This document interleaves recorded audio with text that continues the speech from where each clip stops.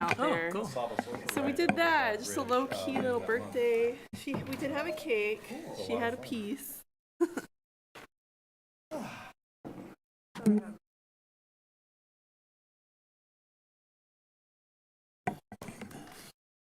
We are almost ready to Doing well. How are you?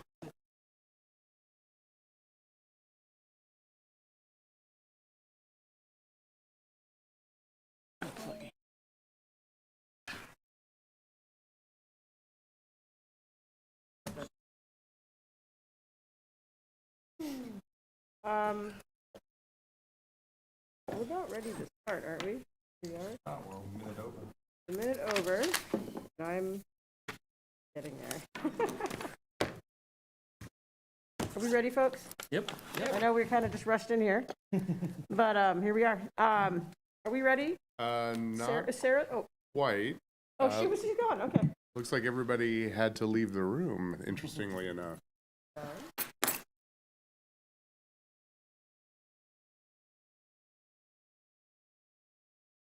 That's because she's wearing a mask. We're all scared.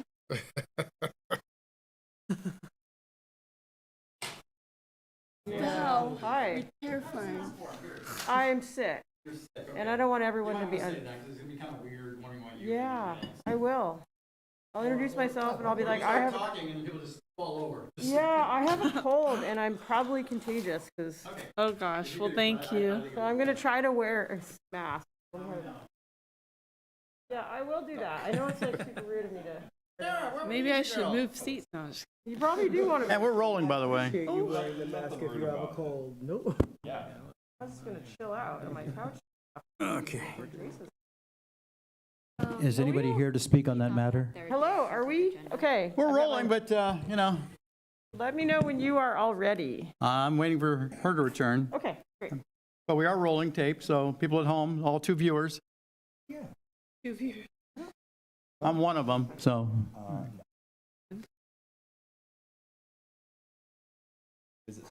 I was starting.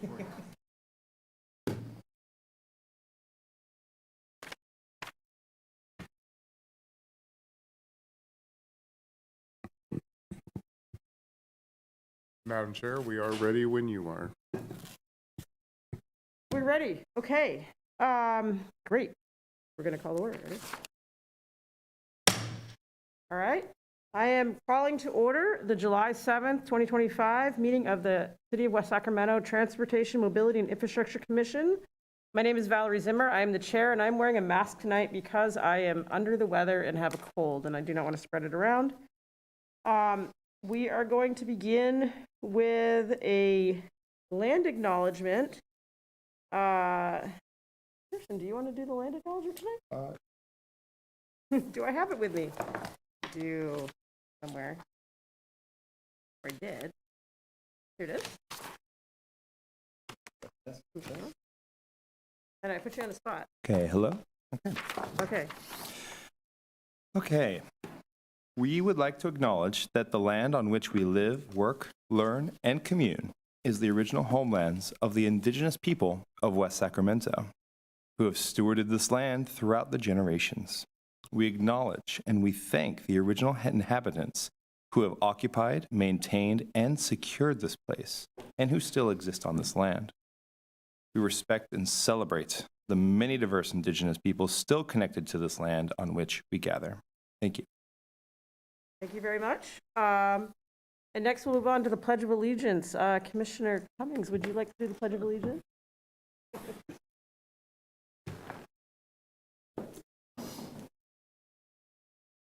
Allegiance to the flag of the United States of America and to the republic for which it stands, one nation, under God, indivisible, with liberty and justice for all. Thank you very much. We're going to move on to General Administration Function Part 1. Do we have any presentations by the public on matters not on the agenda, but within the jurisdiction of the commission tonight? No, we do not. We do not. Okay, great. Then we will be going on to the regular agenda. There's more in the script here that I'm not normally seeing. Okay, we're on to the regular agenda. We have the Bicycle, Pedestrian, and Trails Master Plan 2035, and I believe we have a presentation on that. So should we just right into that? Great.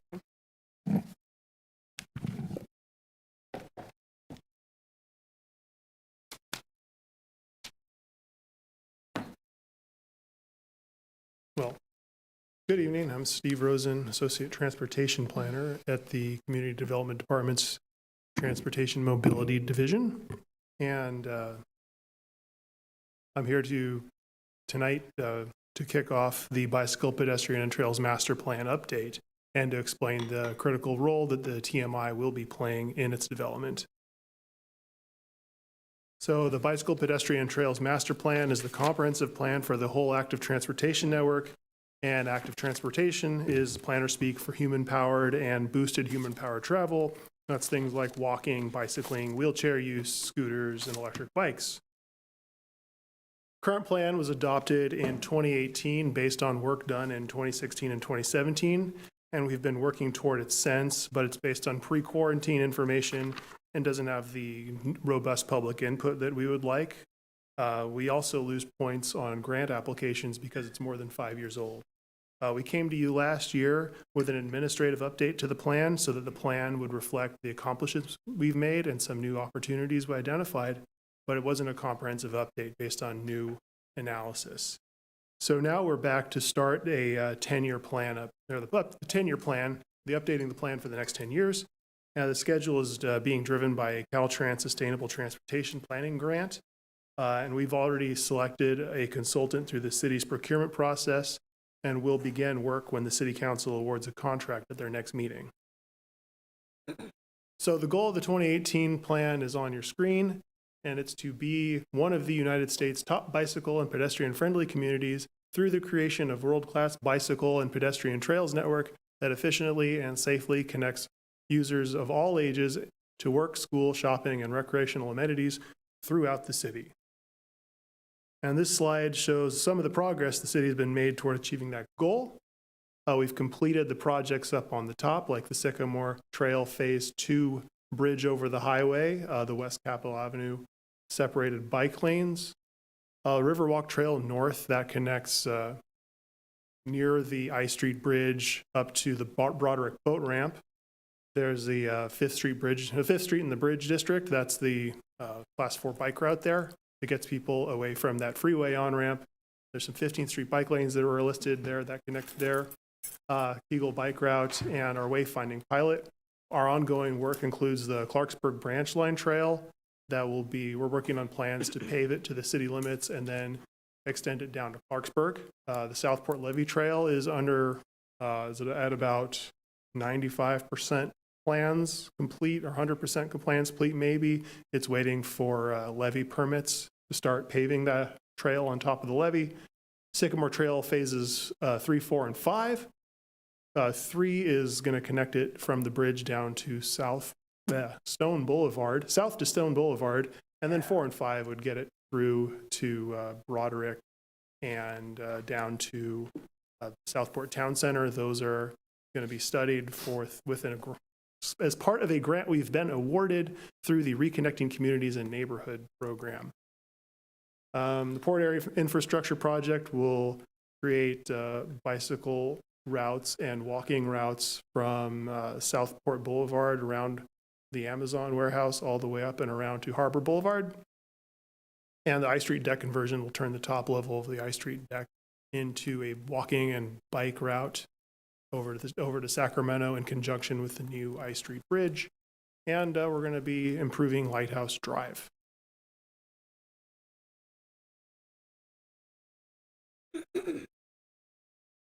So this slide shows the scope of work for our update. We're going to be making our bicycle, pedestrian, and trails plan fit in with the rest of all of these plans.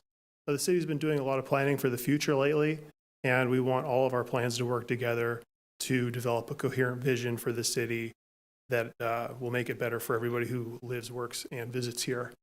We're going to be doing analyses. We will update all of our maps. We're going to incorporate the new collision data from the Vision Zero Action Plan. We're going to inventory bike parking. We're going to update the demography. The good news is that we've already done a lot of analysis of collision data and demography as part of the Vision Zero action plan. So we're getting a head start there, and that's going to allow us to do some extra work, spending that consultant time elsewhere to move the plan even farther forward. So the participation here is where it's going to be a big upgrade over the 2018 plan. We're going to build that around focus groups and individual interviews with subject matter experts and community representatives. We're going to be holding workshops for the general public to have a broader attendance. But the thing we're going to be doing is building it all around TMI meetings. The TMI will be playing the role that in the Vision Zero plan was played by the community advisory group. We figure the TMI meets regularly in this public forum with notices, and it's being recorded, and on all those reasons are a good reasons to replace an ad hoc community advisory committee with a standing committee of experts appointed by the city council. So the TMI and staff will be able to hear public input at the meetings, and the TMI can ask questions of staff based on that public input and the information presented by staff. So with that, we invite the TMI to spread the word about this project and to start thinking of ways to improve the active transportation network, noticing shortcomings it has, and really start looking around the city with this project in mind. So the work will proceed on this schedule and be done by December 2026. So by December 2026, we will have a 10-year plan for active transportation in West Sacramento. So with that, thanks for listening to my talk, and please I welcome your questions or any ideas you already have about active transportation in West Sacramento. Thank you. Thank you very much for that presentation. I guess I'll ask if we have any comments. No, we public. don't. No comments? Okay. Then I will open it up for discussion and questions from the commission. I got a couple. Good to see you again. Happy we're back getting updates on this. It's always really thrilling to see the work that city staff's been working on. So thank you for your work and for your presentation. I'm really excited about the idea of kind of trying to engage the public more with our commission meetings. So I really am happy to hear about that.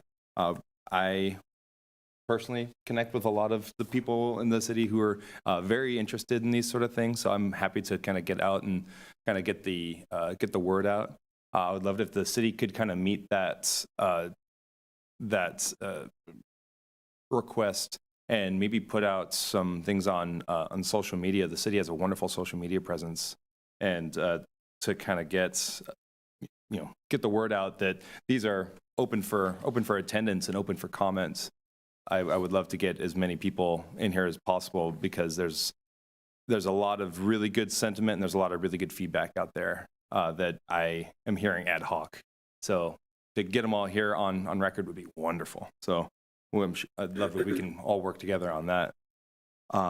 But I would also like to ask, what would be the best avenue for us at this dais to get specific requests like, hey, this curb doesn't work for me. Hey, there'd be nice if there was some sort of addition here. What's the best way for us to submit these requests? That would be through is that on public stuff? The West Sac Connect information portal that would send that to our traffic engineers. I can never keep the outward facing and inward facing names for our software straight, but it is West Sac Connect to the public. Okay, great. And that's kind of our version of 311, the 311 app, right? Yeah. Great. Yeah, I've heard it's really responsive. And would you like us to identify ourselves as commissioners in our comments or anything, or just kind of put it in as we would just normal citizenry? It's up to you, I believe. Okay. Yeah. Great. That's about what I have at the moment. So thank you. Yeah, thanks. Good to be back. Thank you for the presentation. I do have a question about something you mentioned regarding the Reconnecting Communities and Neighborhoods Program grant that was received. I think you brought that up in relation to the Sycamore Trail, specifically Phase 4 and 5. And I'm really curious about Phase 4. Is this grant going to help Phase 4 happen? Because I noticed in the plan that there's no date as to when Phase 4 will be completed. This grant will fund the engineering studies to figure out how it is possible to have the trail cross the 2 railroad tracks to get it from the north end of the Phase 1 part of the trail into Yolo and Micon. So depending on we will need to know the outcome of the engineer's study before we can tell you how long it will take to build. Excellent. Well, it's good to hear that there's some forward momentum on that part of the trail plan. So thank you. I've got a question regarding process. You mentioned we're going to be actually more involved in this process. Will we use the regular meeting schedule for that? I just want to make sure I don't plan, some other trip or something. Yeah. I want to be here for this. I mean, Yes, we'll be using this meeting. Okay. And, we've got the old plan, obviously.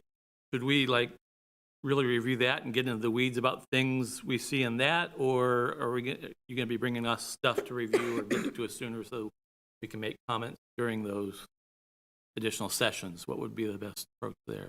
I think taking a look at the plan, it would be a good way to get started. It's a good document, and it's what we've been trying to build for the last 9 years, and that will be a great way to get yourself familiar to with all the trails and bikeways that we see in our heads, but that aren't on the ground yet.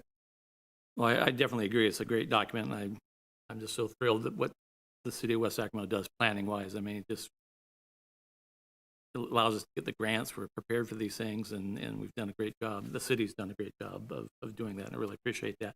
That said, when you read the staff report here and all the different things that this is tied to, all the different planning documents and things like that, it's kind of like the title of that movie, Everything Everywhere All at Once. I mean, it's like, so we can get into the weeds on the actual bicycle transportation plan. But all these other plans, should we be reviewing those for things? And I'll just give one example. I think it was the Southport Trail that we just did, the trailhead. We put a restroom there. We have a restroom over here by the Ziggurat building, but closed all the time. I mean, to me, that's kind of tied to the whole concept of active transportation, especially for people with bladder problems and things like that. Getting around, there's not a lot of restaurants and places on our bike trails and things like that where people can go.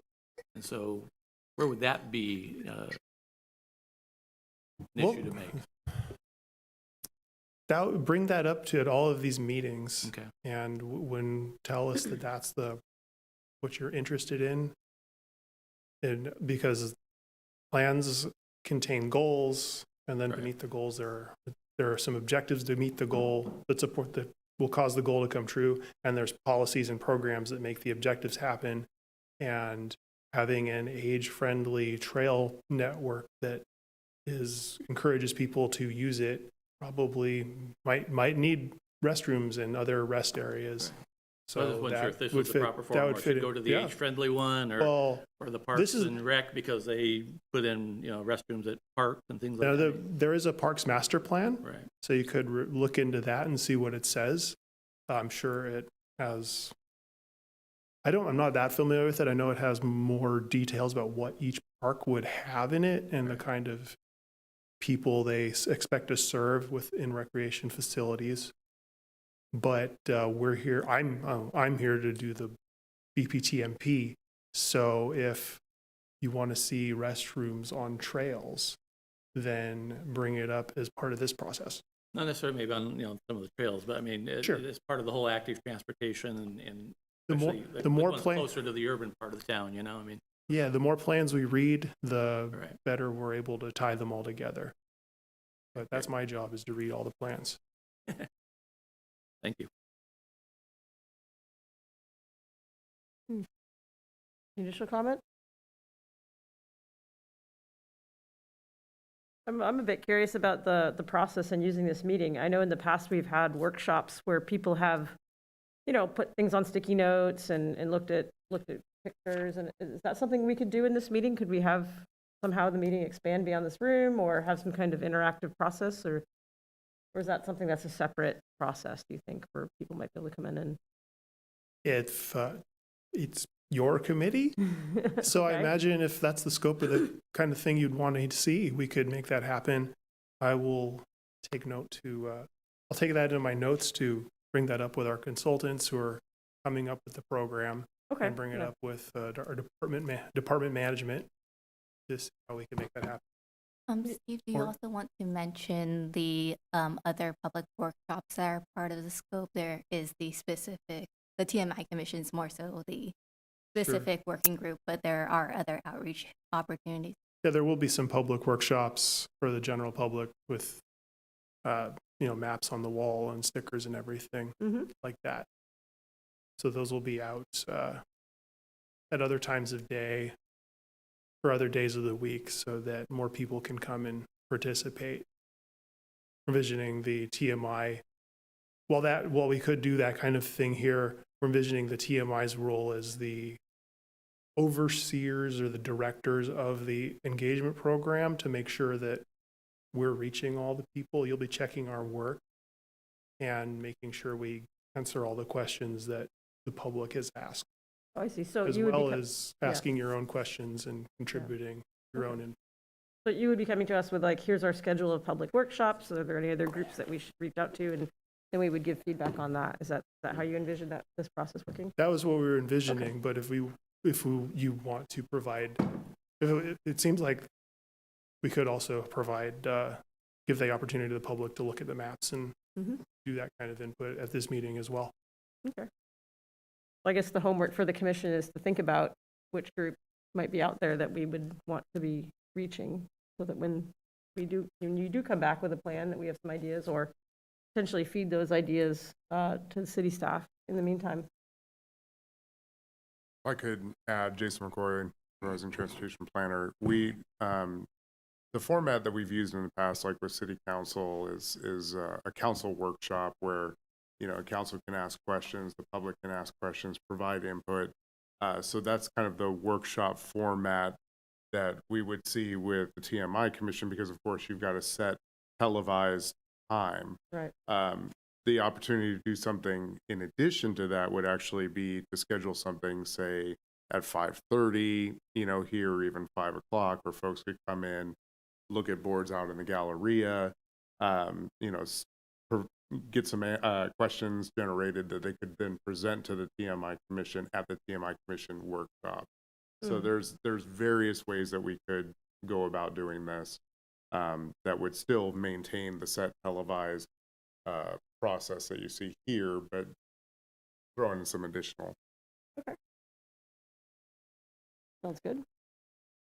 I had one more question as well. With a changing sort of role of the TMI Commission, are we planning on sticking with the current frequency of meetings of every other week, or sorry, every other month at the moment? Yes, we were planning on bringing this project to the TMI. It's regularly scheduled meetings. Okay. The Where three that of them. the Active Transportation Commission of the City of Sacramento meets every month. Obviously it's kind of subject to everyone's availability in this room, but especially with some cancellations in the last year or so, I would love to see or have it discussed if we were open to meeting more often.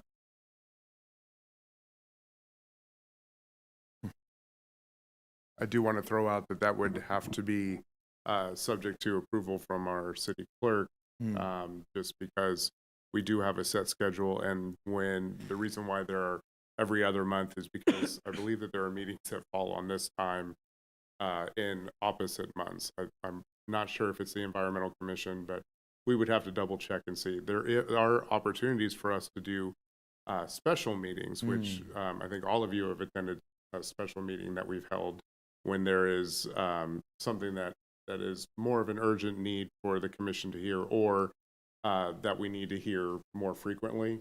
So that would have to be subject to our administration staff being able to get a quorum, and of course finding the time to have everybody. So I think probably the best thing for us to do is, as we see more meetings are necessary, we just schedule more special meetings. Great.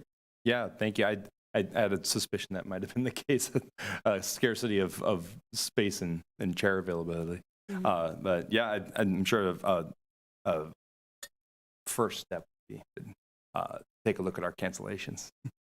But again, super excited to take on some more roles here. Yeah, thank you. And I don't believe we're being asked to make any action on this. No action, Yep. just we're here to introduce the project and ask you to just start thinking and walking around and noticing and thinking of who you might want to tell about it or who we should go contact. And because we're excited about this project and want to get it going. Yeah, thank you. Okay, well, thank you very much. If there are no additional comments or questions, I guess we can move on to the next. I do actually have one more? one more, sorry. As we're reaching out to organizations, just to let them know what the city's main forms of outreach are. Is it through email newsletters? Is it through social media, just word of mouth? Yes, we have, I've been building an email list for this project already. I was out at the Earth Day and Trails Day and the Senior Resources Day, getting contact information from interested people and having them put some stickers on a map. And then we also, the city council has a city council newsletter where our public information officer collects news items from the departments and then gets sent out to all subscribers, including the city council members. We have our social media pages. I believe we have a Facebook and an Instagram, maybe a Twitter. How else do we reach people? I will be building a contact list for anyone who's interested in this, and probably also cold calling anybody you suggest that could be interested or anybody I can think of. Great. So if we have emails, if we can send you a big pile of email addresses, that would be Absolutely. beneficial. Yeah, please. Great. Thank you. Great. Okay. I have a few comments real quick. Great. I may not apply to this, but I was just curious on the unpaved trails. Is that part of this, about this, having access to those or anything? About the gates, or is that different? Is that part of the? We will be planning for which trails will be improved and which will be left unpaved, which can be made public, how we can expand the network. Perfect. On the unpaved trails, is there a way of potentially adding access by stroller? So I live in Southport, and both these you can't get a stroller over. A lot of people do have like off-road strollers and things like that. It's a great place to walk. I just changed my walking path. I have a 1-year-old, but that's just one thing where like you can get a bike over, you can put the stroller over. We'll do that sometimes, but if there's a goal is to eliminate motorbikes from getting around, they just go underneath, but you can't get a stroller. So that's just like one little thing, but I don't know if that's something you guys are doing, but that would maybe potential beneficial just because a lot of people walk that canal trail a lot, and if you can get strollers up there, that'd be cool. Absolutely. That's the kind of design standard that a plan like this would have, the access control.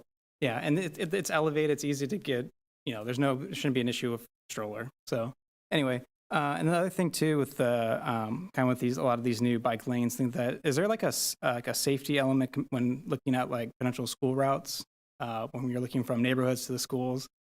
Just because I'm just looking at some of this, there are spots where there's maybe like building the lanes great, but there's additional lights and things like that may be needed to make it safe for people trying to travel to school and things like that. So is there like a joint effort to kind of coordinate that? Well, there's two parts to this answer. The first is that the 2018 plan includes the safe routes to schools plans for each of the schools. by reference and in a blank appendix page that says, go look it up yourself. So we'll be folding those safe routes to school plans into this plan update. And we're working on the Vision Zero plan, which is the next item on this agenda that'll include a menu of safety countermeasures to be implemented at hotspots citywide based on a prioritization table where one of the factors was proximity to schools. Perfect. Thank you.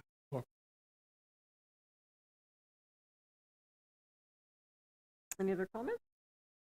Okay, well, thank you, commissioners. That was a very good discussion, and thank you very much for the presentation. We look forward to hearing more. And with that, I think we're going to move on to item 3 on the regular agenda, the Vision Zero Action Plan progress. Okay. So, hello again. I'm Steve Rosen again, Community Development Department again. And I'm here now. I will be telling you about our progress toward a Vision Zero action plan. So the Vision Zero reconceives traffic safety by declaring that fatal and serious injuries are unacceptable and can be prevented, and makes doing so the top priority of transportation investment design and operations. So the old way put the responsibility for street safety on the shoulders of street users and expected perfect behavior from them at all times in order to avoid injury. But the safe system approach acknowledges that everybody shares responsibility for street safety, and that includes street designers, street users, street maintainers, traffic rules enforcers, and crash responders. The methods they use to achieve a safe system are safe speeds, safe vehicles, safe road users, post-crash care, and safer roads. The metaphor they like to use is a stack of Swiss cheese. So each of those 5 methods will have some holes in it, but if you stack them all up, all the cheese will fill in all of the holes in the other slices, so there will be no way through. Vision Zero Action Plan is the city's policy guide to stack the cheese and block all the holes so we can start to reduce and ultimately eliminate traffic mayhem. Because it's such a profound change, a requirement from the Safe Streets and Roads for All grant fund is a commitment from the highest level, and that's in West Sacramento, that's the city council. So they've provided us with that goal at the last city council, no, 2 city council meetings ago. To prevent crashes, we need to know where they will occur. So we went to the experts, those would be our communities, to ask them what they see out there in the city. We went to existing events, we organized some walking audits, we collected information online, we targeted groups that we found that we had been missing with those efforts, and we met with the group of volunteer advisors. And we had a workshop across the street before the city council meeting that was attended by the news. You may have seen us. All of that was productive and fun. And the community told us where they feel unsafe on the streets and where they observe unsafe behavior and near misses. Now, that was important because our data is based on reported crashes, so we needed the community's expertise to fill in the gaps. And this is the map of what they call challenging locations, places that the community identified as places where they feel scared or they see dangerous behavior. Come back to that if we have questions about it later. But we have crash data. So in our 6-year study period, there were 1,373 crashes, and 101 of those crashes resulted in a fatal or a serious injury. 29 people died, and 117 suffered a life-changing injury. So these are the crash types we identified. They describe what the vehicle was doing when it crashed, the 3 most common primary collision factors. That is the thing that, had it not occurred, there would not have been a crash. The 3 most common primary collision factors were, as these were reported as by the police, pedestrian violation, failure to obey traffic signals and signs, and driving under the influence. So we studied who traffic mayhem affects the most, and we found that the great majority of the fatal and severe injury crashes were in disadvantaged communities. The crashes are the dots, and the disadvantaged communities are the colored in census tracts. We ultimately found or combined all this crash data and public input to identify high injury locations that we would target for priority improvements. Zero sounds really outlandish, impossible, but when we see that 70% of these fatal and severe injury crashes occur on just 3.5% of our streets, it suddenly seems a lot less foreboding and a lot more possible to do something about it. So the most important part of Vision Zero is that the decision makers at the highest level publicly adopt an ambitious goal for the reduction of traffic injuries, and that's the City Council here. So on June 4, 2025, the City Council adopted a Vision Zero goal that meets the requirement of the program, and that is, quote, an ambitious percentage reduction of roadway fatalities and serious injuries by a specific date with an eventual goal of eliminating roadway fatalities and serious injuries. And we believe that setting a realistic but ambitious goal is better than an audacious goal, because meeting or exceeding that goal will keep city morale and city staff and City Council and the community morale high. And we don't want people to be discouraged when we don't achieve zero. We want constant improvement and constant reduction in the numbers of people getting hurt. So our study period had a mean of 14.5 fatal and severe injury crashes per year. The City Council directed staff to prepare a plan to achieve a goal of cutting that in half within 10 years, and then continuous reduction thereafter. So that catches you up to where we are. Our next steps for the project are to plan how we're going to achieve that goal. So we're developing 5 priority projects that'll target the most dangerous specific locations, conditions, and behavior. City staff has had a lot of success with this kind of thing in our previous plans, where we do a mini feasibility study or a mini design treatment to get a project off and rolling so that we can be one move ahead and begin immediately preparing the real plans to implement those projects. We're also going to prepare a menu of countermeasures that are proven to be effective to prevent the kinds of crashes that occur in West Sacramento. The menu will tell us what kind of crash each countermeasure prevents and have a guide of how to implement it. They include permanent infrastructure, quick build infrastructure, education programs, and enforcement methods. And we will have a guide to adding Vision Zero countermeasures to everything we do, so that we will always be looking for opportunities to add a Vision Zero countermeasure and never miss a chance to do so. And that is where we are with Vision Zero. And thank you, and I'm happy to answer any questions about it. Thank you very much. Yeah, that's a very good goal, and I'd love to see all to make progress toward that. I think we've all experienced some dangerous situations walking around or driving around in the city or biking around. So I think that's good that we have the eye on the ball.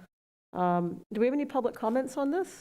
No, we don't. No, we don't. Okay, so commissioners, opening up for questions and comments. I may. Just for the edification of the other commissioners, just last night on my neighborhood chat, somebody posted a car that high-sided itself on a median at the corner of Lighthouse and Fountain. And it started this whole discussion about how often that occurs. And you know, a lot of them just keep on going if they can get off the median. But this one actually high-sided, so I think they had to get towed off. And there's others that you can see trails of oil, and who knows where they ended up before their engine seized. But I tried to I guess, assuage the concerns of some of the neighborhoods by talking about the Vision Zero plan to them and sharing what was going on, and gave them a link to the website.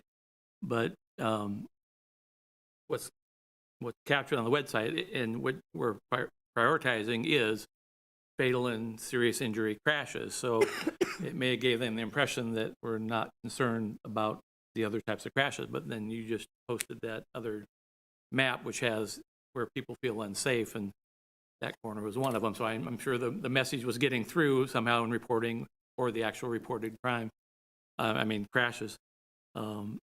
I guess it would suggest that maybe, even though we're focusing on the fatal serious injuries, that as an aside, the fallout of this is that we're going to make improvements to a lot of different, probably intersections and dangerous places, but maybe another page or down below, we could add that other map, or, somehow have a little bit of dialogue that is, we're going to be doing other fixes as part of that, and how it gets incorporated in the complete streets and things like that, because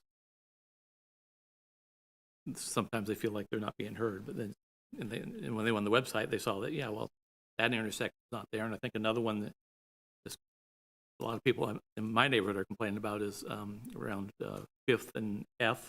I think we got a traffic light supposed to go in there and things like that. So anything we do to share more of that information, that we are aware, as you said, and there are projects moving forward to try to make improvements, would be great. Thanks. Yes, hi, Stephen. Thank you for this report. I had a question. What is there a public education campaign in order to raise awareness about injuries and fatalities in the cities, and a campaign that encourages, particularly people to slow down and take care when they're making right turns, particularly on a red light? There are several draft countermeasures that address education and rights on red. At the city council meeting, the city council had a strong statement that shared responsibility also includes the road user. We'll still include road users to drive with care. So that is one of our parts of the safe systems approach. And there are education countermeasures. There's also there's countermeasures that will amplify the voices of people affected by crashes, so that people know that when they drive dangerously, it will hurt or kill someone. Mm-hmm.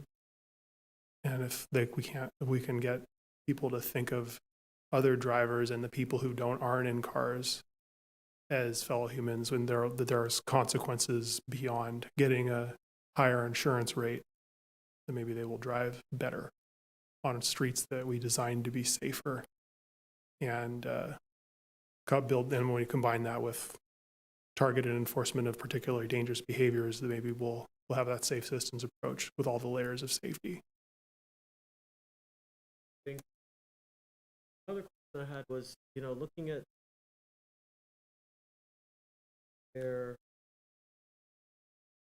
looking at the map of where the, we have the high injury map.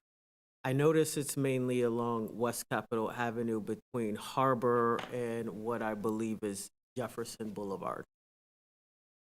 Mm-hmm. Was there any analysis as to why that particular stretch of West Capitol had so many high injuries in particular? Yes, and a lot of it comes down to the fact that that's where lots of vulnerable road users are. Vulnerable road users are people who aren't protected by a motor vehicle body. So people who are outside are more vulnerable to when they're struck by a car than somebody who's inside the body of a car.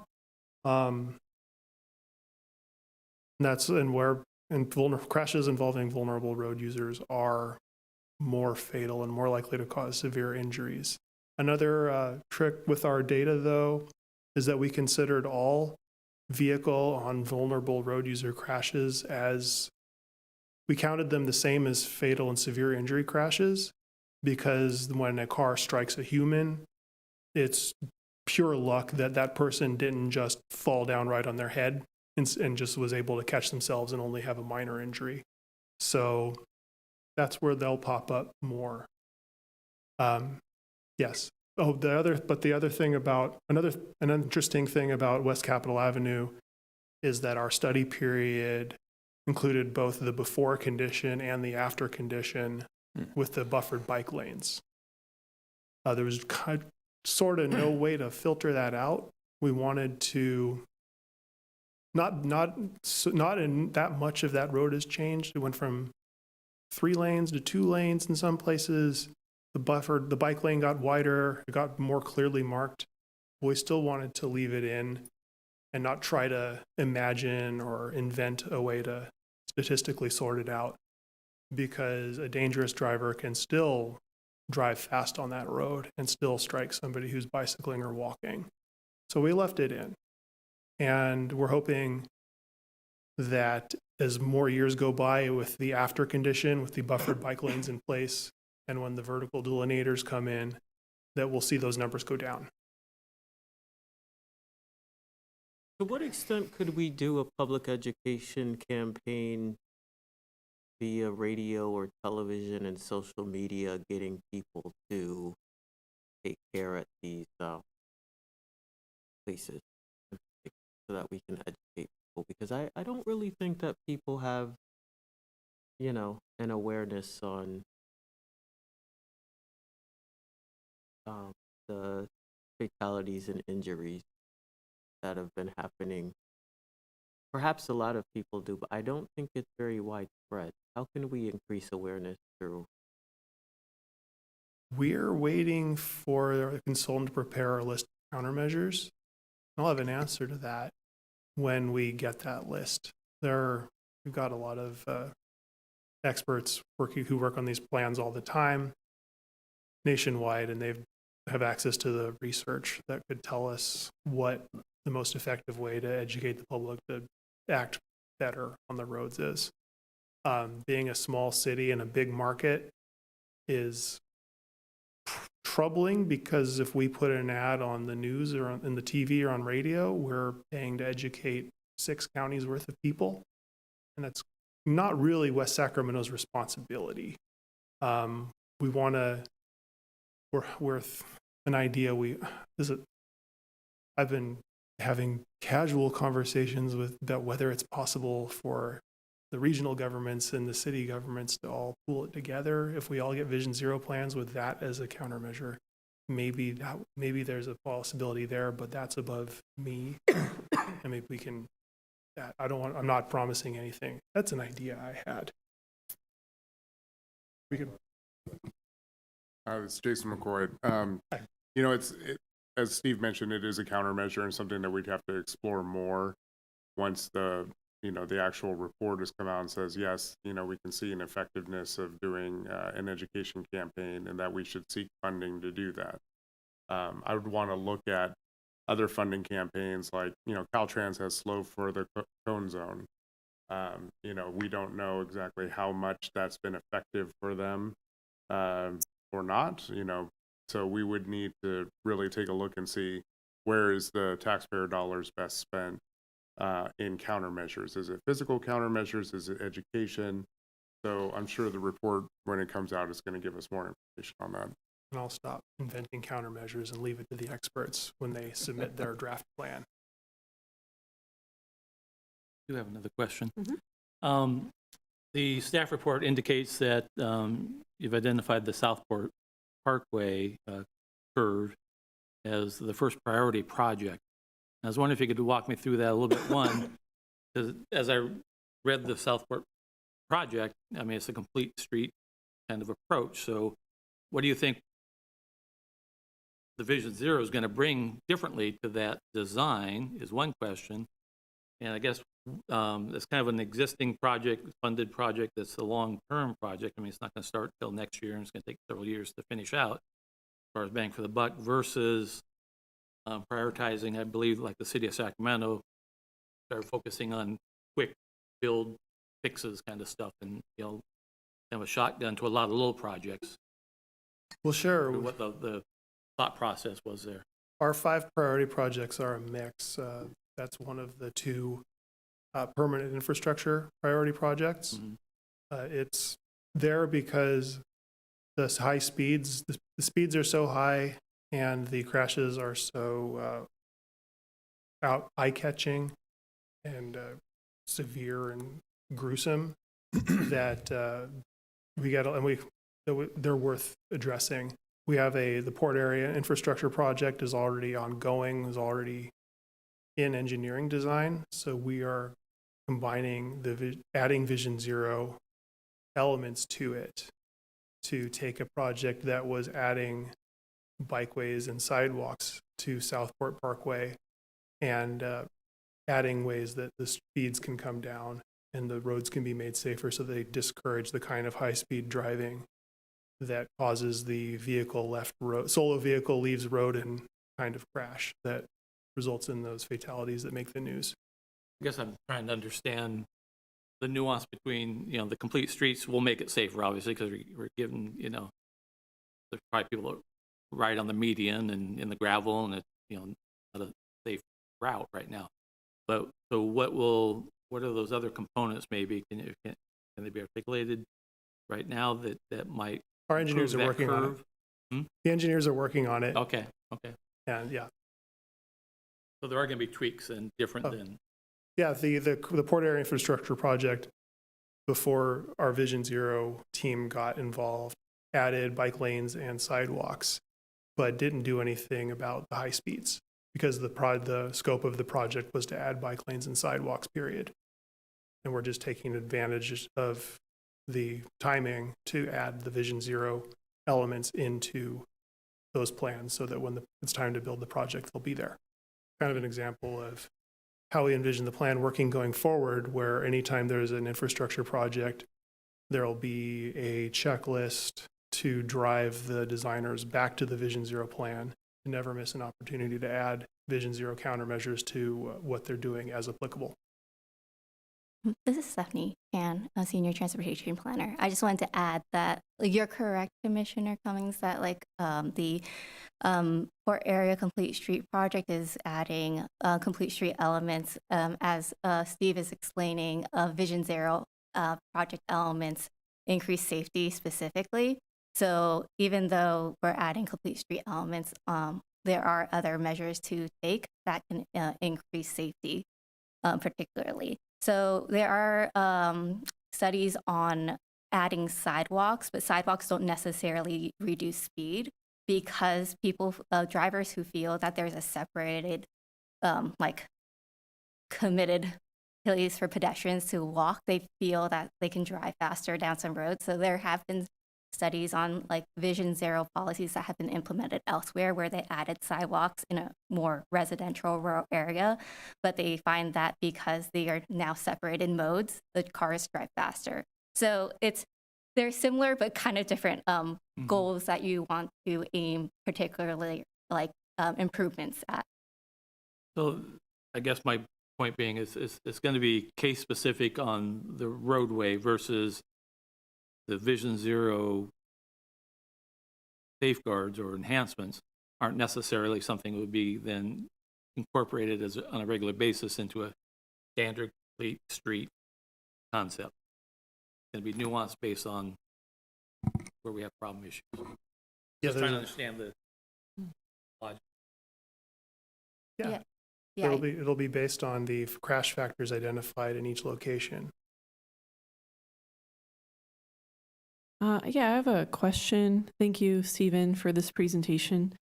So I noticed that Sacramento Avenue isn't identified as a priority project. Both of the priority projects are in Southport. I'm wondering how Sacramento Avenue will be considered, or if it will, because I know that there's a plan to redo that street. But this seems like a separate plan to help make things safer before that whole project is completed. Well, improve. One of the countermeasures will be implement the Sacramento Avenue Complete Streets Plan. But until then, we have identified that, and that'll support improving safety conditions at the high injury locations that are mapped on the map here. So there are a good part of Sacramento Avenue Complete Streets plan area is mapped as high entry locations that are the high priorities for improving safety. Now, Sacramento Avenue is a big project that will take a long time to implement, but that doesn't mean that we can't use countermeasures there before then to reduce the number of fatal and severe injury crashes, to address the conditions that cause those crashes.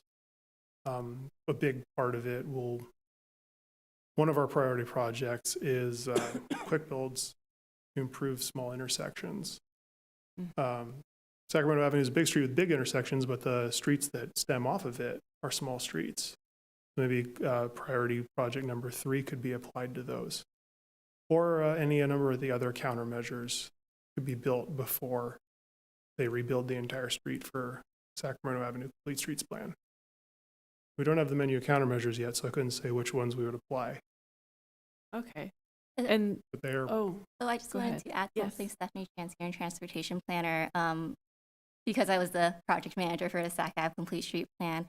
One of the goals was applying safety metric to the improvements made on the Sac Ave plan. So it does include Vision Zero elements in the Complete Street Plan.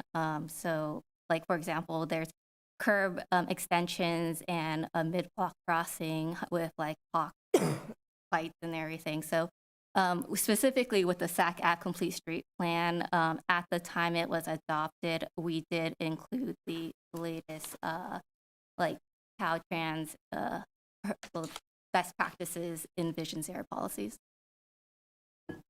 so is Vision Zero just trying to take this lens onto our current plans, or is it like a separate endeavor to get these safety measures to happen quicker than they would? Like, for example, Sacramento Avenue, like you said, is going to take some time to, complete that project. I'm trying to understand what Vision Zero is doing. It's I guess. it's a citywide policy statement that reducing fatal and severe injuries is the number one thing that we should be doing with our transportation system, more than increased speeds or intersection throughput. Before we do any of that, improve safety and add safety every chance there is. So what it will look like beyond the 5 priority projects where we know what those will do is a map of the high injury locations that we should focus our investment on. It will be a table of prioritized locations of where injuries occur that might not be on the 3.5% of roads. And it will be a big menu of countermeasures that our street designers and police department and fire department can use when they are planning what they'll be doing with their department's resources. With infrastructure, if it's time to repave an intersection or repave a street, we'll want them to go to the plan and see what's planned, what Vision Zero countermeasures are appropriate there or were expected to be built there, so that just as part of the repaving, they can throw in the bike lane and widen this, do what the countermeasure says about the sidewalk, or implement the countermeasure as part of that repaving. So it doesn't have to be a separate project. When we're designing a new intersection, same thing. Go to the Vision Zero book, open it up and see how we can improve that intersection. Because we can't just design an intersection that contravenes an old policy that says the number one priority is get cars through, improve level of service. The fact that this is now a plan that will be adopted by the city council that says number one priority, safety, means that we can start doing that. And if it reduces level of service, then so be it, because we have a higher overarching plan to increase safety. That's what it's all about. Perfect. Is safety everywhere all the time. Yeah, I appreciate that explanation. I think that helps. It sounds like it's just going to be something that is a roadmap for when things are already going to be updated. They can now implement these safety measures as they go while they're updating roads. And it can be an opportunity to build standalone projects that are called for in the plan. Thank you. So along those lines, like the city's recently approved a couple large master plans in the south part of the city, which will have to go into a mapping process, et cetera. Would that, as that part of that process, they'd be able to maybe, that will be criteria for them to look at now that is different than the standard street design, et cetera? Yes, it'll be a conversation to be had with the street standards and the Vision Zero plan.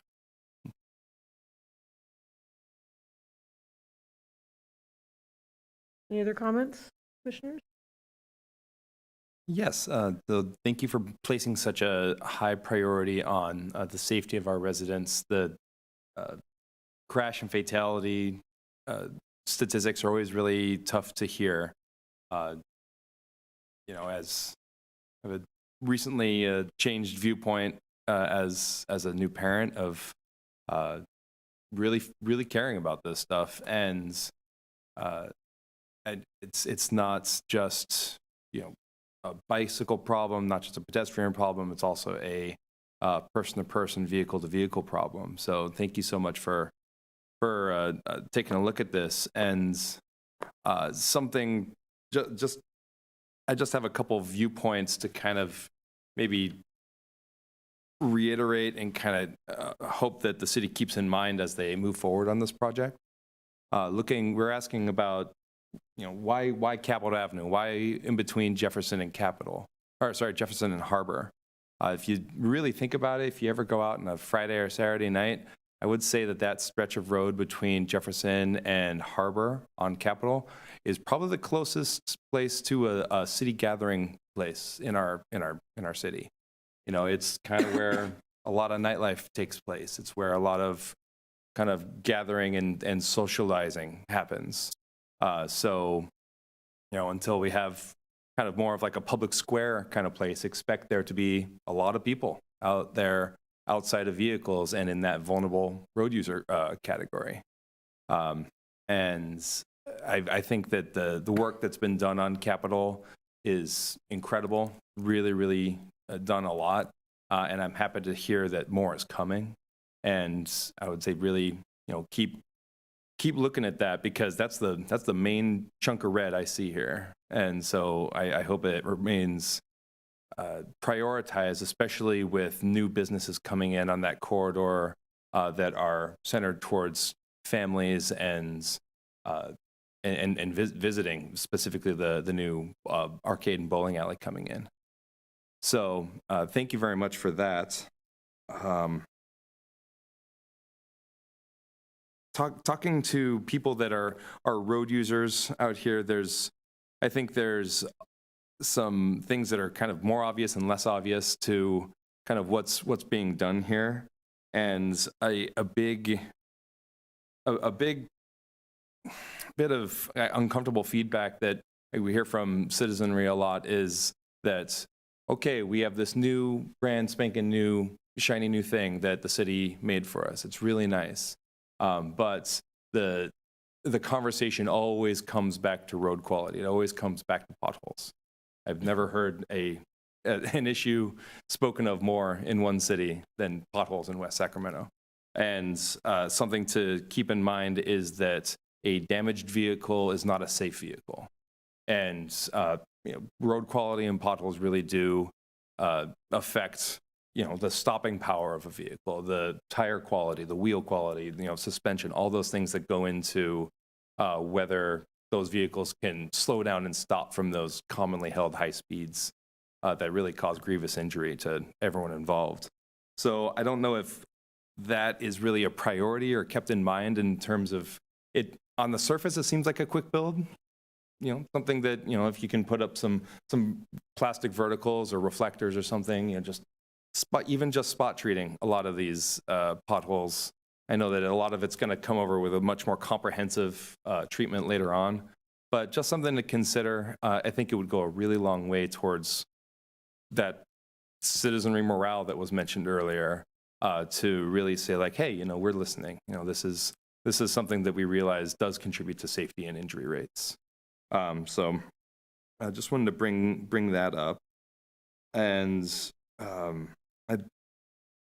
again, I do hope that F and 5th, the intersection, is kept in mind as a high priority area, as it's been public comment has come before city council multiple times talking about this is the most dangerous place in the entire city, is that intersection.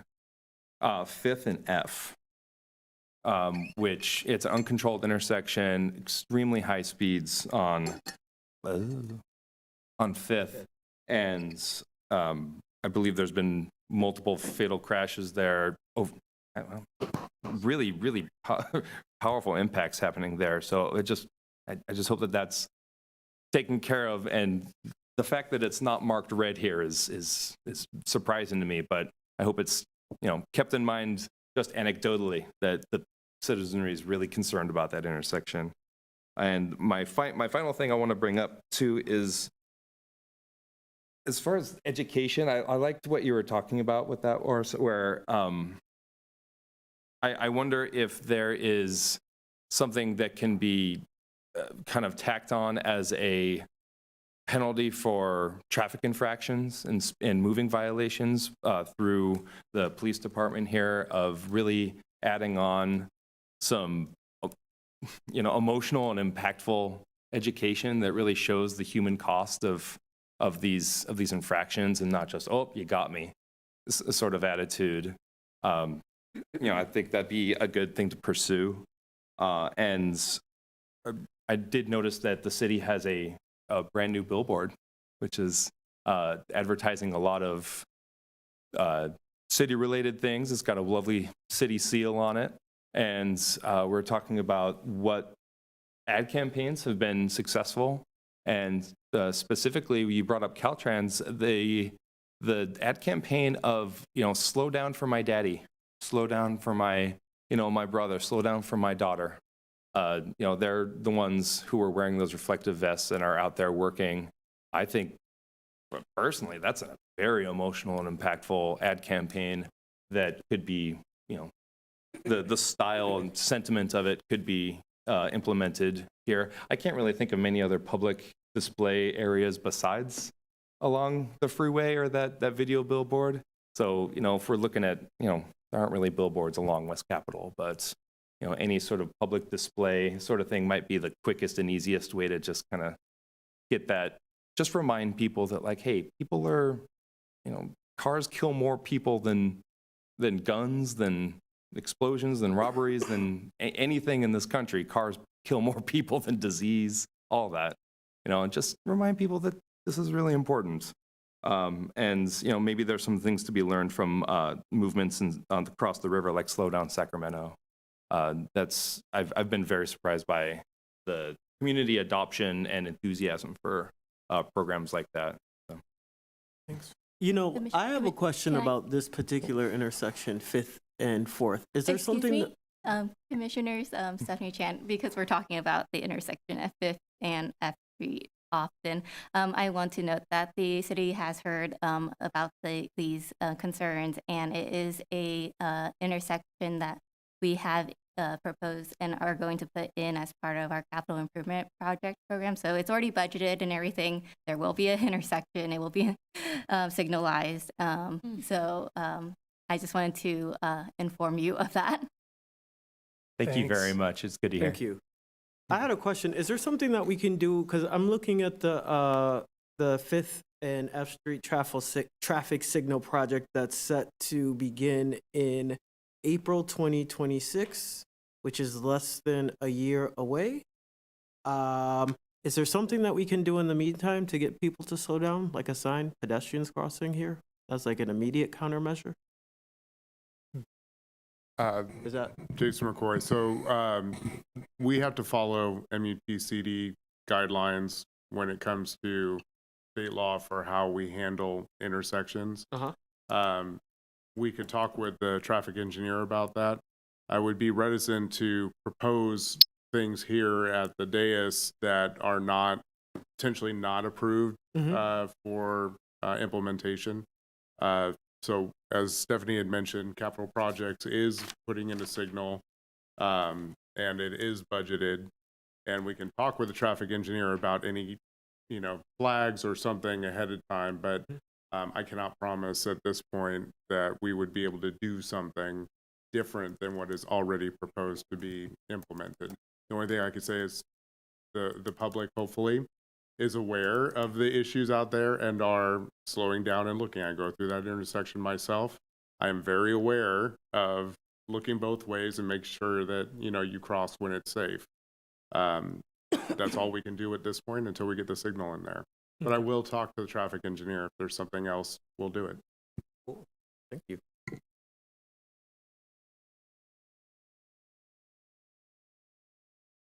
Are there any additional comments or questions? That was a good discussion. Thank you for sharing with us about the new signal. I think that's good to hear. Very much in line with this vision. I just have a curiosity. Back to Sacramento Avenue. I live very close to there. That's why it's close to my heart.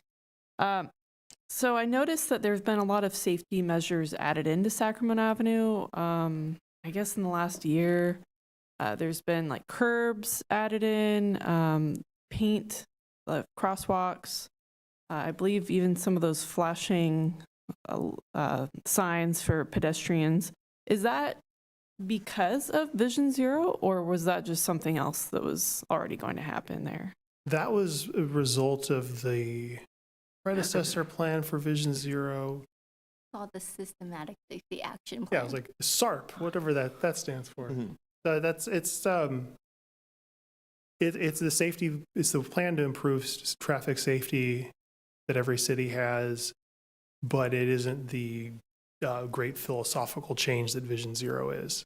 It's more just a run-of-the-mill, identify the dangerous spots, propose something from the traffic manual for it. Okay, so Vision Zero will go above and beyond things like that. If Vision Zero says you can do safety at the cost of other stuff, the other one says you can do safety but don't reduce throughput. I see. Interesting. Okay, thank you. Jason McCoy again. I just wanted to highlight, so a lot of the things that we do in our plans are to obtain grant funding. Vision Zero is yet another tool for that. So even though Vision Zero will be adopted, we still have to go out and find the grant funding to implement a lot of these changes where local funding may not necessarily be available. So the SARP that we were talking about, Systemic Safety Improvement Plan, was actually the plan that was required to be put into place before we could get something called HSIP grants, so Highway Safety Improvement Program grant. So the city put together the plan. That plan enabled us to go out and get the funding. That funding is what you see advancing on Sac Ave. And I think that there's other projects, components of that are going to be advancing too over near California, where it hits 5th and Sac Ave, pretty much at Broadridge. So the Vision Zero is going to, yet another tool is going to enable us to do that. Thank you.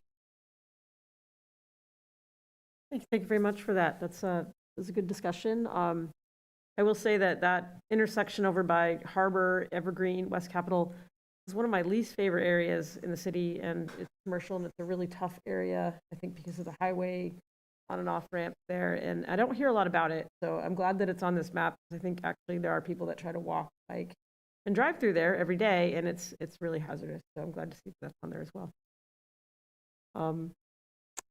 With that, I don't see any additional comments or questions, and I don't believe we're being asked to take any action on this item. So we will close this and move on to the last item on the agenda, number 4, workshop on the on-demand rideshare program. And also thank you, Mr. Rosen, for all of that.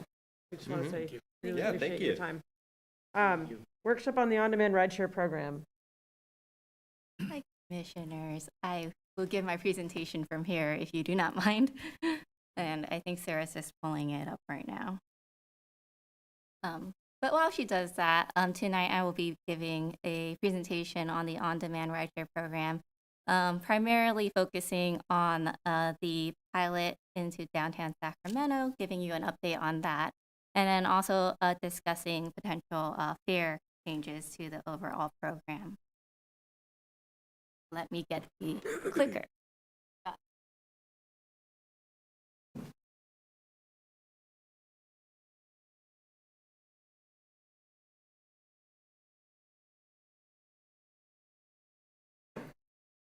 So by way of background, just because I want to make sure everyone's on the same page, we've had the on-demand rideshare program since May of 2018, following extensive coordination between the TMI Commission and City Council dating back to 2016. In June of 2024, the City Council approved a new contract with Nomad Transit LLC, aka VIA, the same company we initially started the program with in 2018. For another 3-year term. Nomad provides the city with a turnkey on-demand rideshare program. So they coordinate the rides, they coordinate the vehicles, the tech, everything for us. In general, as we approved the contract for the 2024 to 2027 term, we went back to the TMI Commission and City Council and discussed the overall program goals, which are presented here.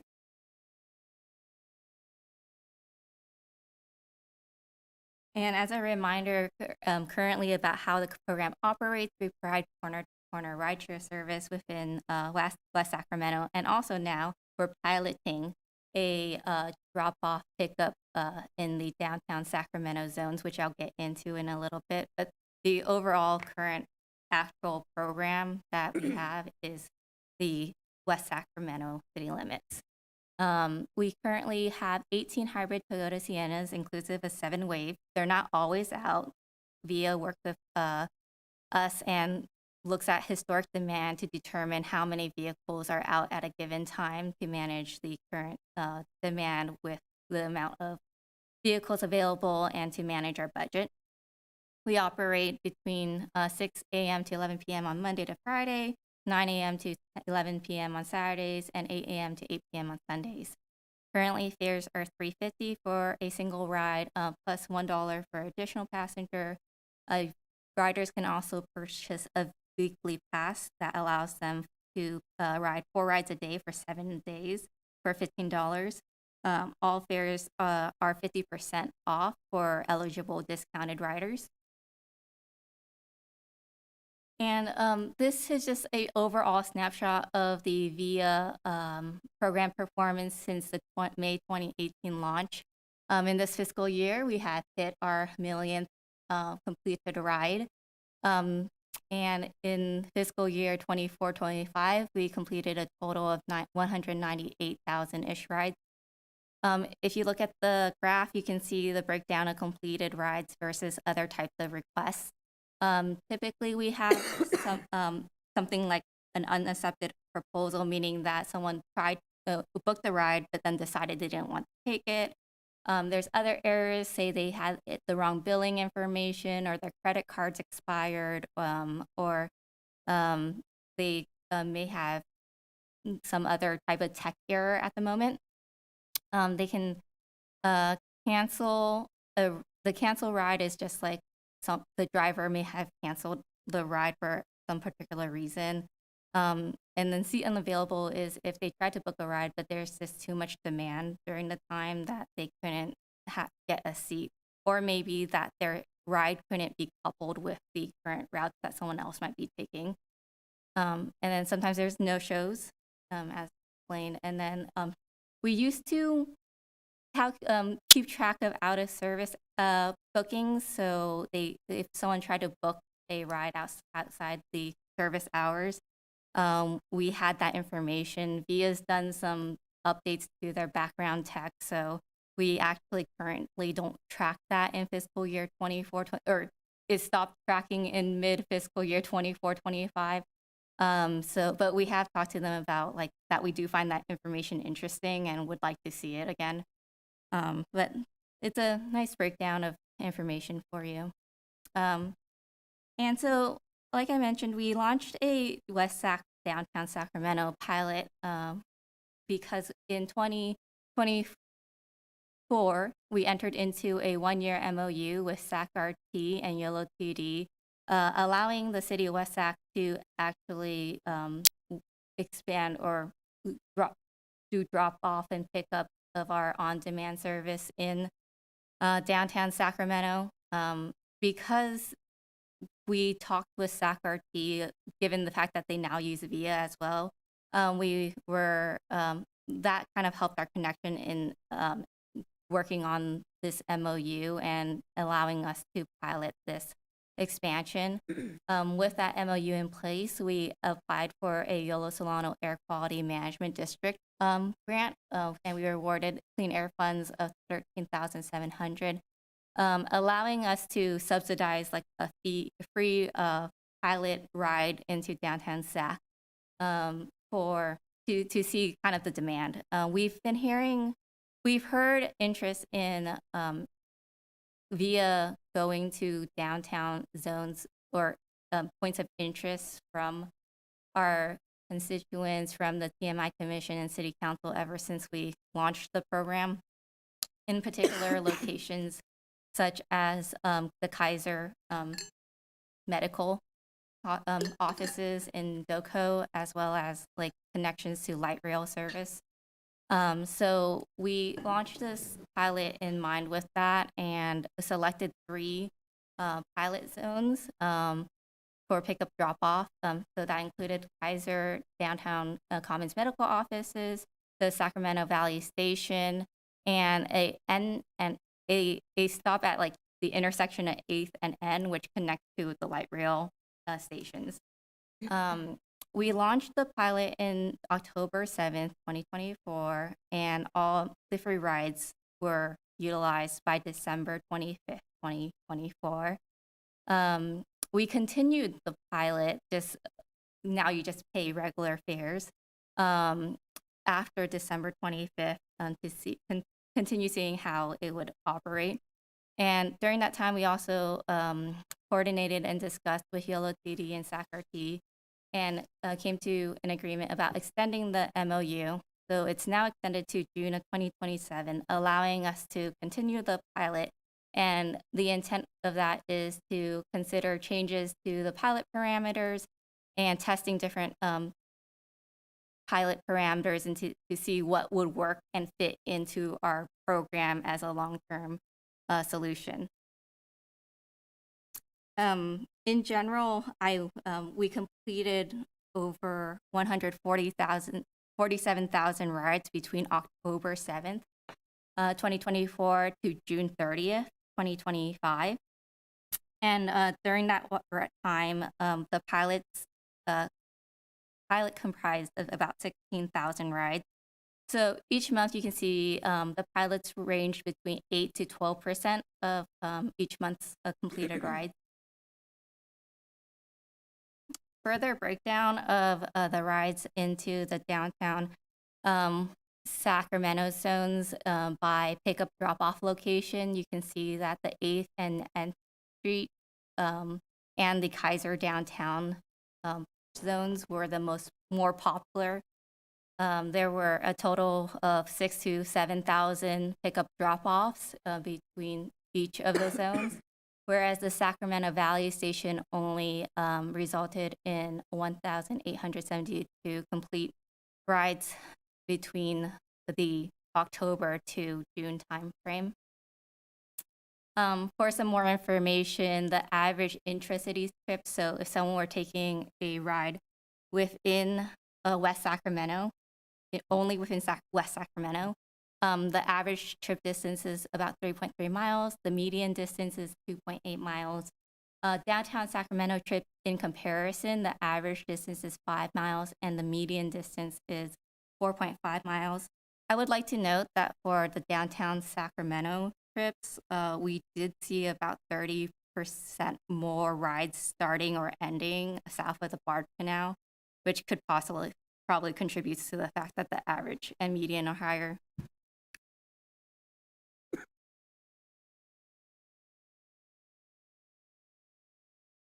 Sorry, I skipped a slide.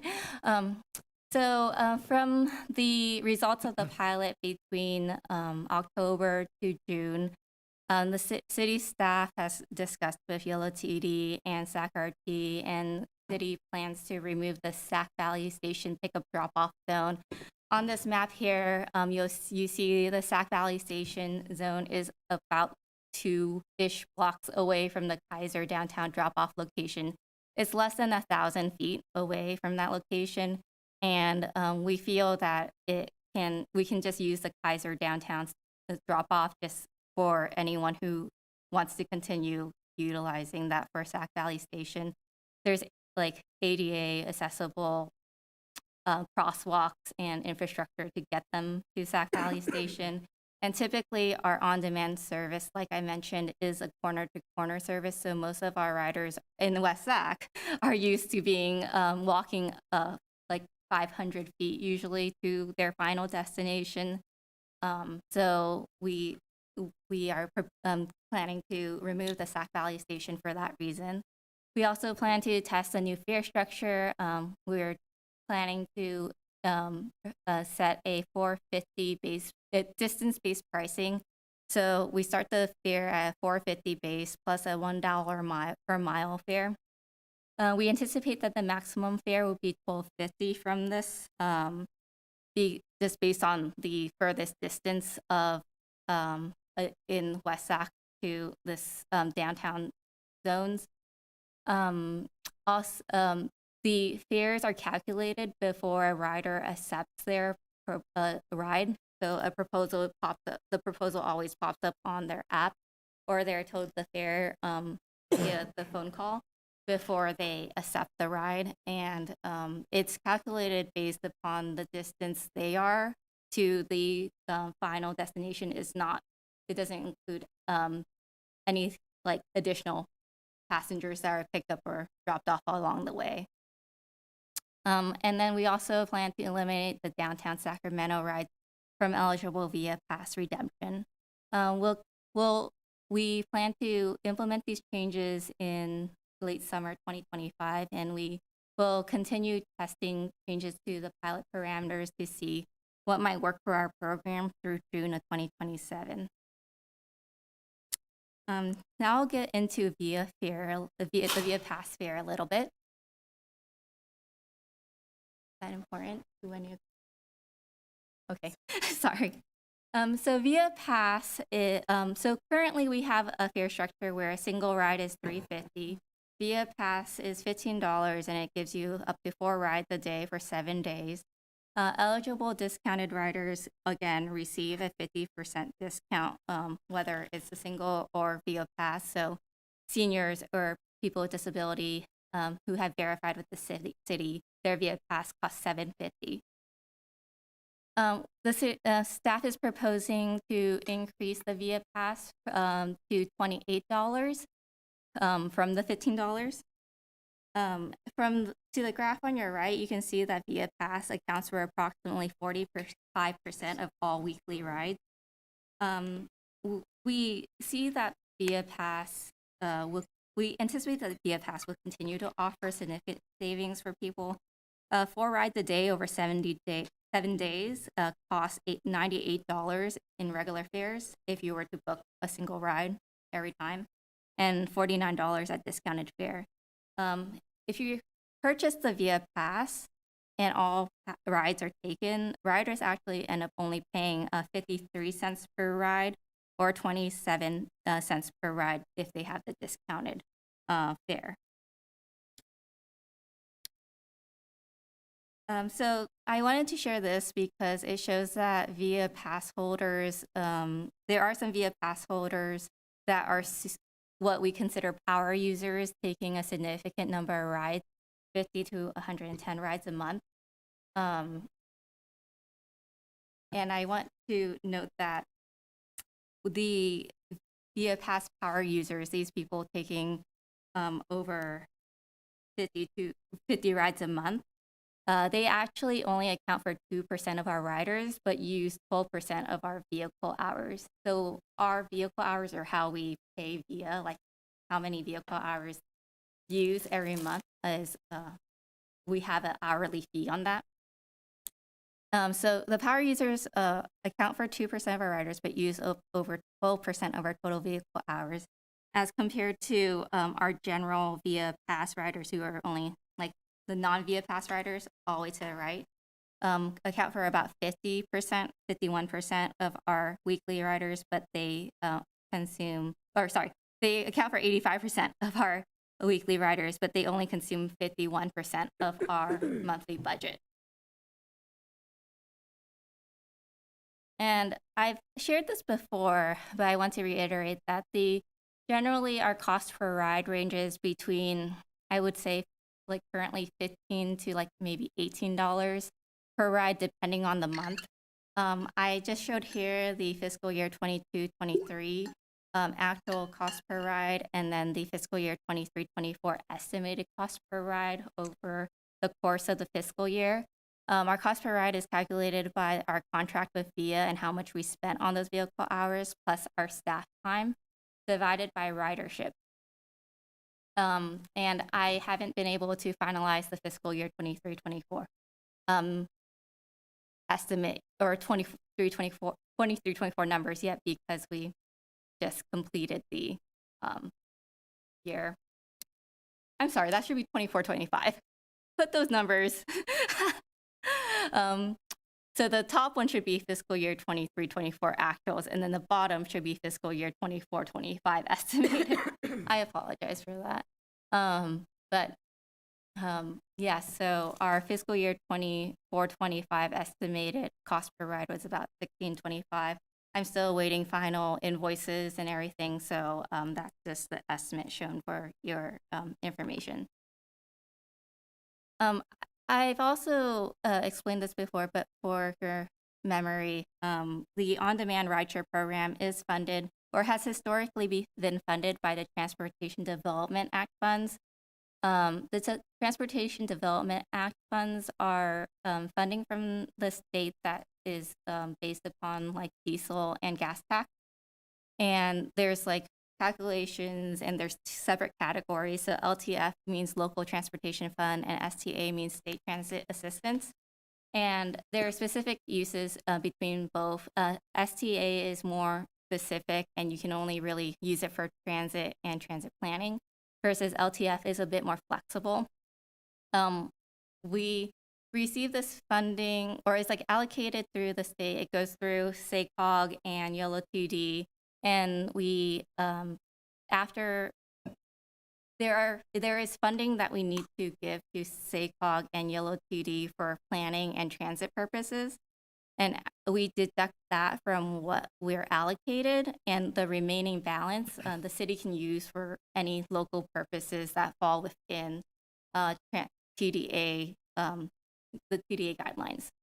So since we initiated the program, we've been using carryover funds. Like, we just had a reserve of funds available for the on-demand rideshare program. Our allocation after we pay out our expenses was never enough to really pay for our on-demand contract by fiscal year. Back in fiscal year 23-24, and when we initiated the new contract, that was the year when we utilized all our reserves. So currently we don't have any prior year reserves. We're only using what remaining balance we have annually after we pay SACOG and YOLO 2D. Sometimes we might have some money that we claimed in a prior year because we overclaimed and didn't use. For example, we claim like staff time, but say we didn't use all the staff time we estimated. We just roll that over to the next year and we calculate it. All that to say that the balance of the fiscal year 25-26 TDA is about 1.2 million, 1.23 million for local use. Back in when we executed the contract for fiscal year 24-25, we also added a one-time bridge district funds infusion of 3.16 million.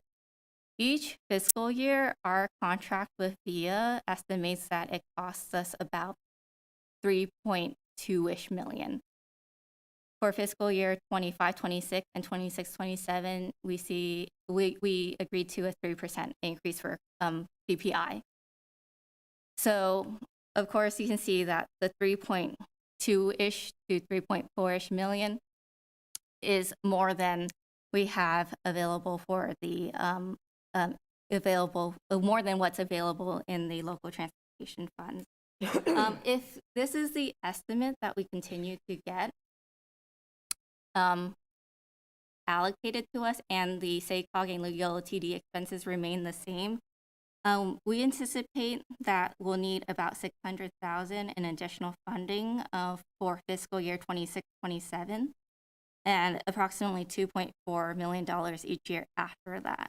So part of the interest and proposal in increasing via pass will allow the city to recover more per ride and can help it manage the demand and reduce necessary vehicle hours. The other thing that adjusting via pass is will align it with the regional transit passes.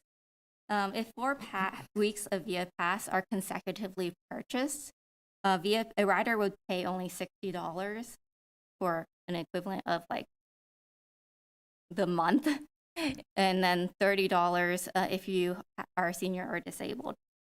In comparison, YOLO buses monthly passes are shown here.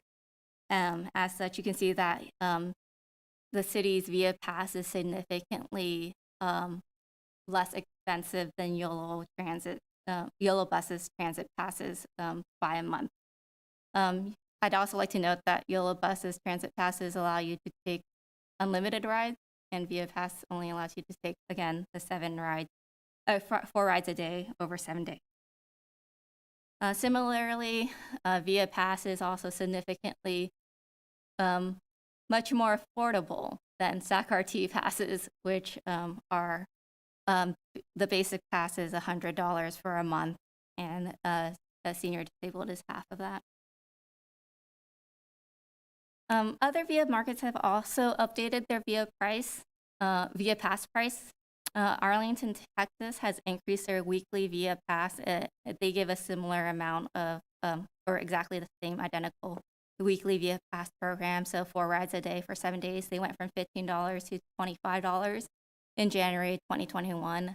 Palo Alto increased their via pass from $20 to $40, and they also have a monthly via pass program that they increased from $65 to $130 in December 2024.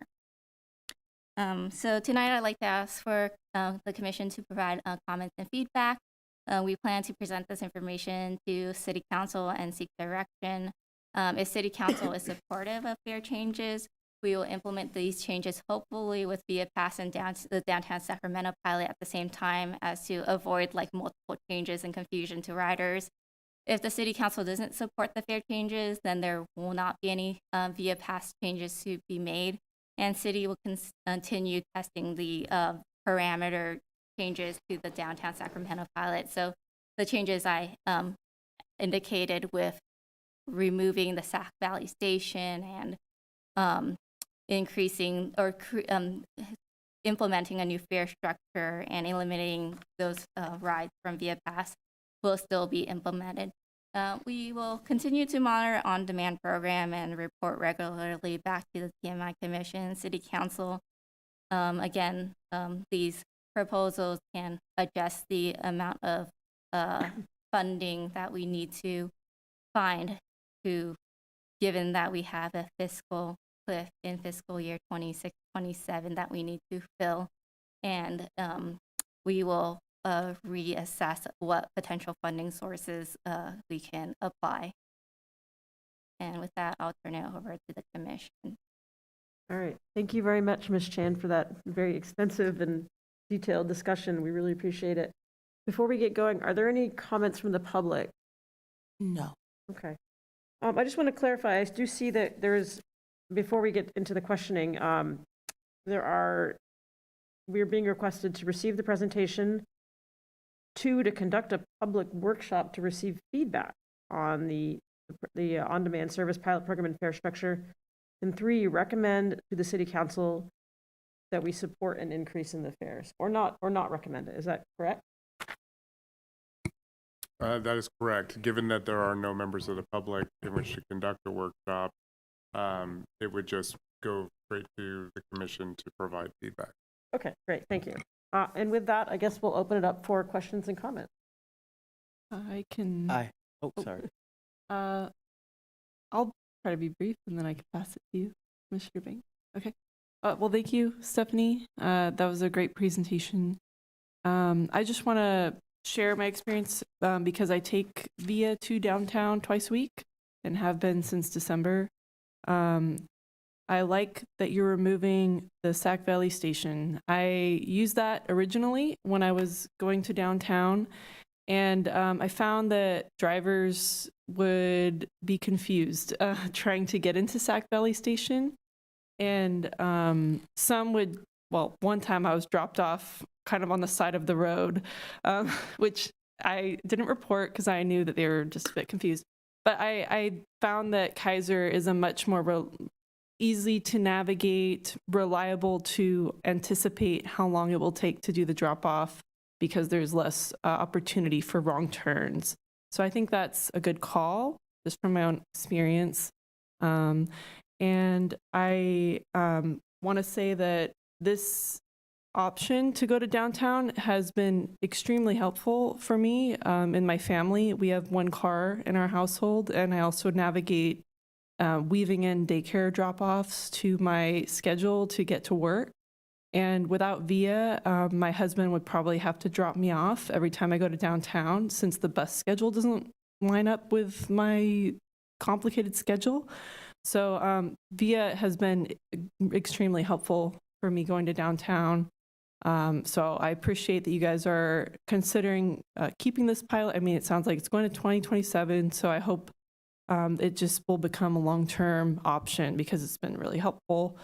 And yeah, I'm wondering if there's other options to consider. I mean, I understand raising the fare.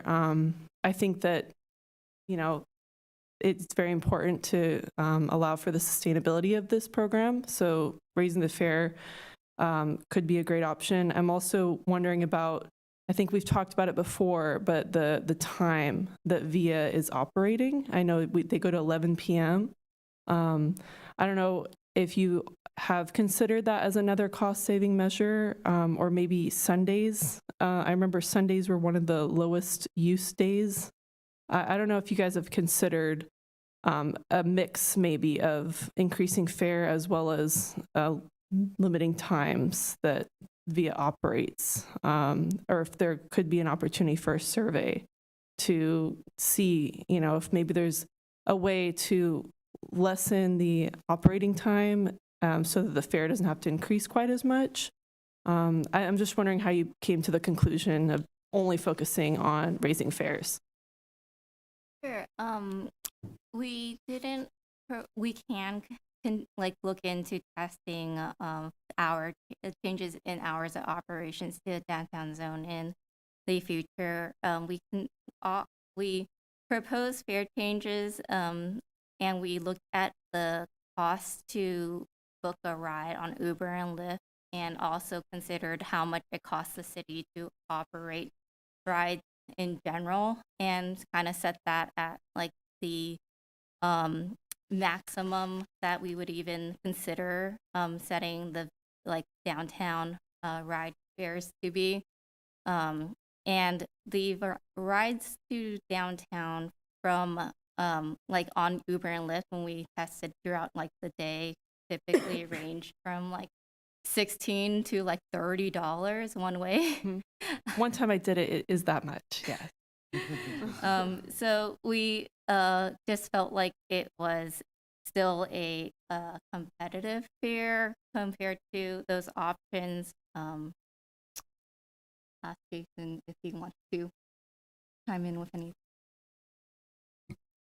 There was a lot of discussion with YOLO TD. Part of this pilot is that YOLO TD is provided monthly reporting of our ridership and performance of the system, so that they're able to look at the performance of their system and see if there's any impact associated with the the downtown shuttle for YOLO Bus and their main routes.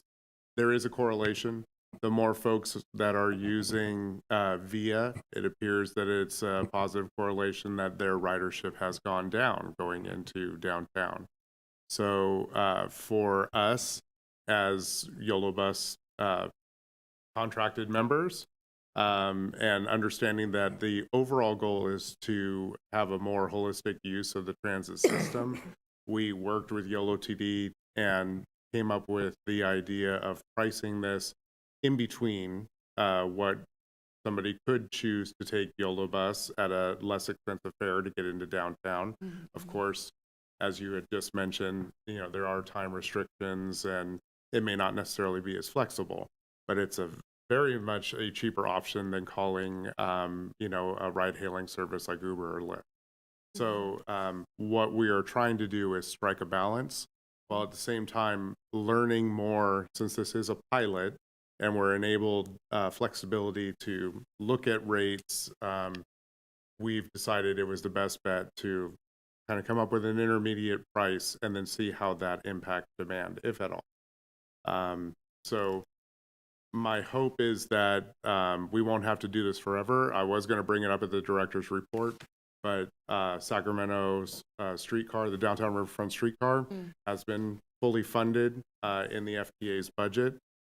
So we are already working toward advancing that project for revenue service in 2029.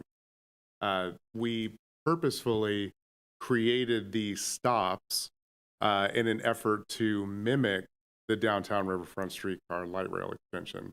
So these stops are where the line would go.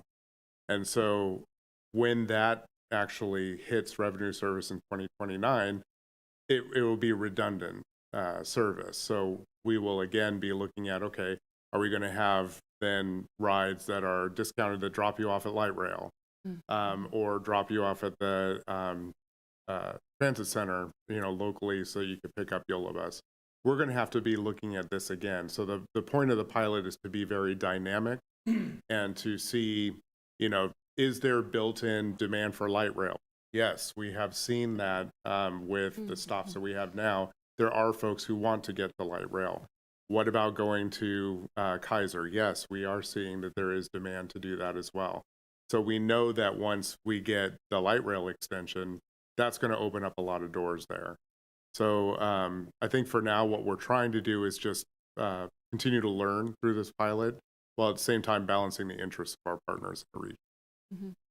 I hear you. You're trying to be in between the bus and the Uber/Lyft cost, right? Yeah. Okay. Thank you. That's a helpful explanation. Thank you, Stephanie. I just had a couple questions for you. Can we make, I feel like $28 is a lot of money. Can we make it a little bit more affordable, like maybe 20 to 25 instead of 15? I will open that to the discussion of the commission and see what the commission would like us to recommend to the council. We set it at 28, just given that's just essentially $1 a ride. For so 7 rides, the 4 rides a day over 7 days is $28. $1 a ride versus $3.50 if you were to book a single fare. Mm-hmm. So, okay, so if I were to book, let's see, so if I were to use VIA 4 times a day for 30 days, that'd be $420. So I'd be saving $308. Is there, if we do keep it at $28, is there a way that we could have it so that people could apply for a discount fare based on their income as well as their senior status or disability? I think that is something we can consider, but it will require additional verification, and that's mostly just staff time and something that would need to be presented to the council consideration. Okay. Just, when Stephanie just mentioned staff time, right now, when folks come in and they need a senior discount, folks will come in and we verify their age with an ID to ensure that, those who are requesting that discount are valid. The same goes for those who ask for, who are disabled, who need wheelchair accessible vehicles. So adding an income verification would be just another layer of administrative. Now, that also means our administrative costs will then go up, and we'll have to account for that as well. So the proposed, anything could be proposed. Staff's recommendation is just an attempt to strike the balance, as I mentioned before, while at the same time working to try to make sure that this program remains solvent. As we continue to reduce the fares, yes, it just means that we need to come up with other local funds from somewhere else that will be able to fund any additional discounts that are provided. So any recommendations that the commission makes can be presented to the city council. Yes, I would recommend, lowering the weekly pass to a maximum of $25 just to keep it at $100 if we could. I would recommend in terms of the stops downtown, I like the idea of eliminating the Sacramento Valley Station stop for the reasons presented in the report. I would recommend that we call that stop Kaiser and Sacramento Valley Station to make it clear to people who might be visiting the region. I would also suggest changing the stop that goes to the light rail from 8th and I would change it to 7th and Capitol or 8th and Capitol. Unfortunately, we have an MOU with Sacramento Regional Transit District in Sacramento and YOLO TD, and the location of the stops were done in concert with the city of Sacramento to ensure that where we're stopping is a legal place for us to stop, and that we're able to do that. The location as it is now was discussed and negotiated, and that was the stop that was agreed to with all parties. We cannot at this point. In general, we can, but it would have to go through negotiation with SAC-RT, and we cannot commit to Right. Actually ensuring that can happen. It would require opening up the MOU again, and Okay. then I think at this time, staff would not recommend that we advance. Any recommendations, though, that the commission does decide that they want to advance to the city council, we ask that it's done in the form of a motion and approval by the commission as a body. I need a little bit of clarification. So currently, people going to the downtown, they have a VIA pass that's covered under that, or they pay a flat rate currently? Currently, it's under VIA Pass because at the time we were talking with VIA, they did not have a mechanism to separate VIA Pass by certain areas of this geographically within the city. They said that VIA Pass just applies to the whole the whole service area. Since then, they have indicated that they can make that adjustment, and so we can limit VIA Pass to only West Sacramento, and then no one can take VIA Pass to downtown Sacramento. We could also create a different VIA Pass specifically for downtown Sacramento. Okay, so they're going from the 53 cents per trip under the VIA Pass to $4.50 plus mileage is what's being proposed to go downtown. Yeah, okay. If they are That's a purchasing VIA significant Pass. jump for you. Yeah. And I understand the need to raise it, and I mean, the average cost to rent a car right now is about 53 cents a mile, and if the average is 3.3 miles, I mean, they're getting a heck of a deal at 50 cents right now per trip, because it could be $1.50 or $1.60 something, just based on that. And if you include financing depreciation, the cost is actually 6 cents per mile is the national average. Of course, California, everything's higher. So I understand the need to move it up, and I think it's reasonable that we do that, given we haven't raised it since the inception or whatever. I do still have I'm still not understanding, and I'm going to be contrarian to some of the others, why we're getting rid of the Sac Valley Station. I mean, other than them obviously being able to find the turn and then dropping you off somewhere that you shouldn't have been dropped off. I mean, it's, in essence, so if you're going to Kaiser, you're looping back around. It's only another couple of feet to this entrance and back out. So I don't understand how that adds to the cost. I realize it's not the highest ridership, but I view them as 3 distinct kind of ridership. I'm just assuming, because we probably don't have the hard data, people that go into the 8th and O are probably commuting and getting on regional transit and going somewhere else. The majority of people, therefore I'm not sure why you're going to Kaiser, but I love the idea that the highest numbers are going to Kaiser. I mean, those are the people that need it. They're probably people that don't have their own transportation. They need to see the doctor, and it looks like they're going and coming back, so they're using it for both-way trips, as you mentioned.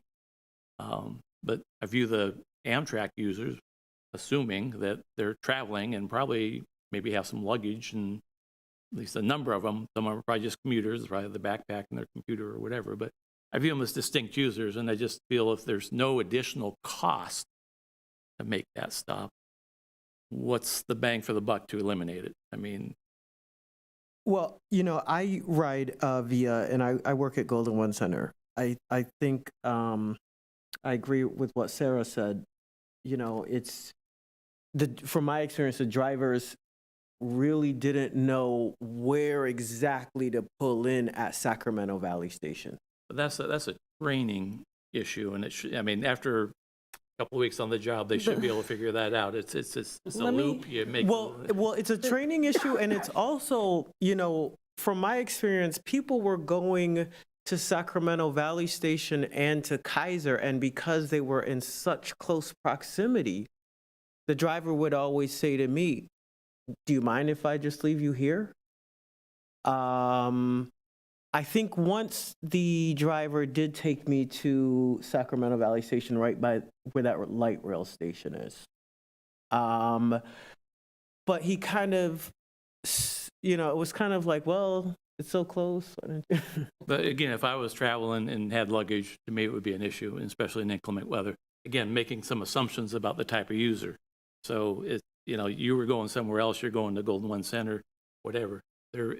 The majority of people that are saying I want to go there probably want to go there for a specific reason.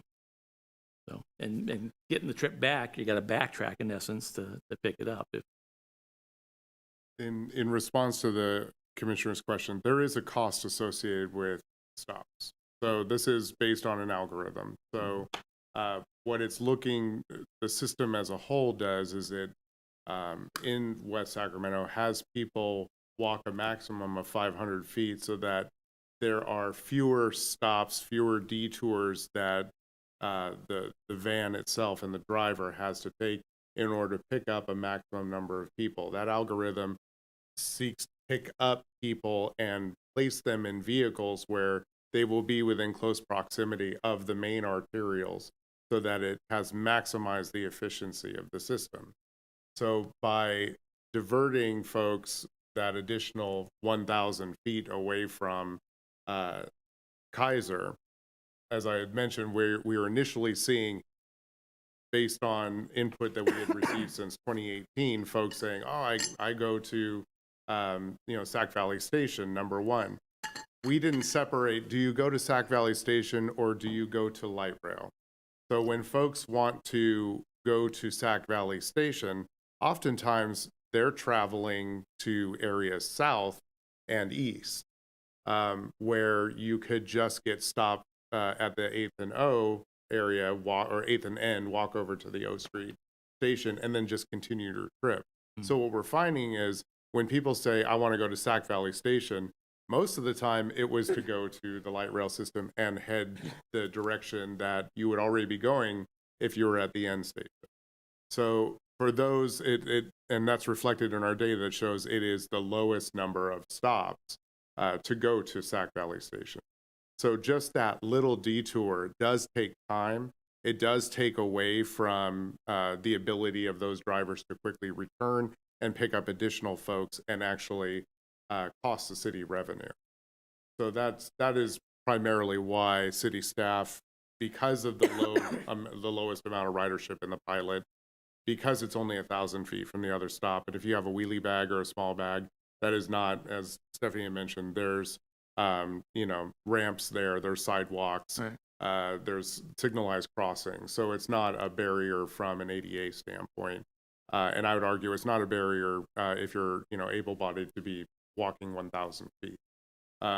So the payoff is a quicker return time for drivers to pick up other folks and provide more revenue on this. And I noticed too, when I would order a ride on Via from Sacramento Valley Station, it'd have me walk right over to Kaiser. Because apparently it'd say, sorry, gotta walk over there. I mean, it was not a big deal because I'm never traveling with a lot of stuff. I just wondered, I see now why there is a plan to eliminate it, because I had such a hard time even getting a ride there. So there was one time I had to walk from Sacramento Valley Station thinking I was going to get picked up there and go right to 8th and L. It is, as we found, it is an easier pickup drop-off spot. And, the purpose of the pilot is to experiment. We experimented, we've learned, and that's the recommendation. I will say, as a downtown worker, who suffers from asthma, it's been great. Sometime I've had to time it, because sometimes it isn't as fast, or sometimes, what the system will do is that if I request a ride, and let's say I'm standing right at the KFC, right in front of the Rayleigh's here at West Sacramento, it might send me over to the McDonald's. Or if I request a ride, okay, pick me up at the McDonald's, the driver might be at the post office. I don't know what that glitch is, or if it is a glitch. Sometimes the exact pickup spot, I'll order it and it'll send me someplace that is a little further out my way. If you experience that, we encourage anyone who experiences technical issues like that are really, really strange, to reach out to city staff and let us know about it. Okay. We do sometimes test the system ourselves, but there's only so many things we can catch. So Right. when there's experiences that may seem a little bit weird, it'd be great if you can let us know. And we've had other riders let us know about weird glitches as well when they experience it, and it helps us improve the tech with VIA. Thank you. Real quick, is that feedback received through the VIA app or through emails to the city? You recommended? both, some riders do try to go through the VIA app and have found maybe the way they have explained their problem to VIA isn't very VIA doesn't understand the issue. Whereas sometimes when they just explain it to city staff or come into city hall to show us on their app what is the issue, we can explain the issue or screenshot the video or pictures to VIA and let them see what we're seeing. Sometimes it is more so a general person using the app doesn't know how to explain the issue as well to the VIA support system, and that's why kind of the issue gets dropped and we don't really know about it. So is it safe to say that VIA gets better feedback from city staff than from its users? I would say that we're probably able to explain it to them in a way, or press it longer enough and continue addressing the issue, whereas some riders might just be well, I tried kind of thing. We encourage people to go through the app if it's just a general issue, and then we do have riders who call into City Hall because we have our phone number on the VIA webpage. And that's if they're just looking up general information, they'll find that and they'll call us and let us know about the issue. I want to bring up an issue with reliability. I've found that reliability, well, okay, first of all, let me just say, I take VIA between the hours of 7:30 and 8:30 a.m. And I found that when school is in session, it seems that VIA is less reliable. And, you know, just a correlation, I don't know for sure, but it just might be something that the city might want to kind of think about, because I'm wondering, I'm thinking about maybe they're getting stuck at the high school, because that's the hours when the high school is picking up in the, or, you know, people are getting dropped off in the morning. And what if, I know that people take VIA to the high school and that there's quite lengthy backups over there, and maybe they're getting stuck. I have also talked to VIA workers or drivers and asked them, oh, what do you think's going on this morning? And I've often heard that, well, actually, they are experiencing people calling out because, you know, VIA, the drivers, they pick up shifts a week before. And then if somebody calls out, it's just, now we have less drivers. So I'll say it seems like it's not as big of an issue when school isn't in session. Like, I haven't been having an issue as much lately. So I don't know if it has to do with school or if it's really just because drivers are calling out. But yeah, there were definitely a lot of days when I just couldn't even get a ride. There was nothing available. You guys had that gray, as one of your slides had the graph that showed the gray box, or, you know, where is it? Yeah, but ride unavailable, seat unavailable. Yeah, that happened to me quite a bit. So I don't know if you guys are ever, like, is there a regular survey you have with VIA to kind of look at their data and see what are the highest demand times? It seems like the mornings. I know that you guys have more people getting dropped off than you have getting picked up from downtown. I saw that in your survey. I also saw in your survey in the agenda packet that reliability is an issue for not just me, a lot of people. So, I mean, I don't know if you guys are thinking about how you can improve reliability. Maybe if it is really something that has to do with people trying to get to the high school, could we look at coordinating with the school district to get buses bringing people across town? Or So I'll just mention a couple points and then let you continue, just so that we're kind of talking about the same things first. The school district already has like a bus service, their own like local school bus service. They pick up and drop off at specific locations. Currently, our VIA programs allows youth 13 plus to ride the system alone without a parent, as long as their guardian gives them approval. So there isn't necessarily a way, unless we were to change that, to restrict youth from using the system. We continue to like encourage students to use their bus system, and we've also tried to initiate conversations previously with WUSD about options of them starting their own, like coordinating with VIA for their own service to support students going to school, but we haven't, VIA is taking the lead on that because that's a VIA interest, but they haven't really had success on that front. We're also, just recently, we were awarded funding. We have a total of around 860,000 grant and local funds to look at transit priority throughout the city. It's called West Sac Forward, so you'll be hearing more about that in the coming months. It probably will not kick off until 2026 because we still have to get the grant agreement signed. The state funding, not federal, through Caltrans. So part of that is to look at updated traffic analysis, look at what's happening traffic-wise in the city.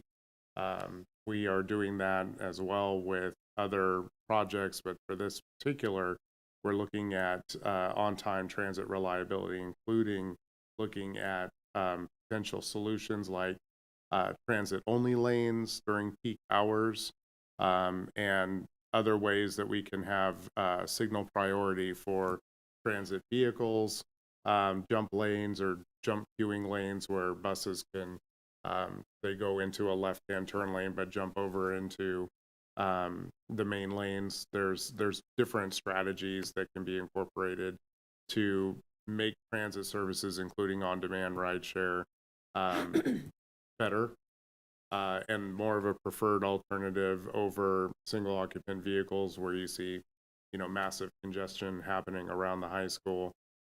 That's because there are mostly folks that are taking their students via car. And so, yes, it does tend to capture our transit vehicles, both YOLO bus as well as our VF service. So that's going to take about an 18-month process to go through, starting in 2026. But the idea is to come up with strategies that could be implemented throughout the city to make transit better.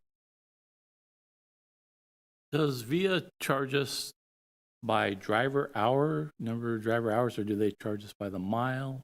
Or They some charge us combination? by vehicle hour, Vehicle hour. similar to driver hour, yeah.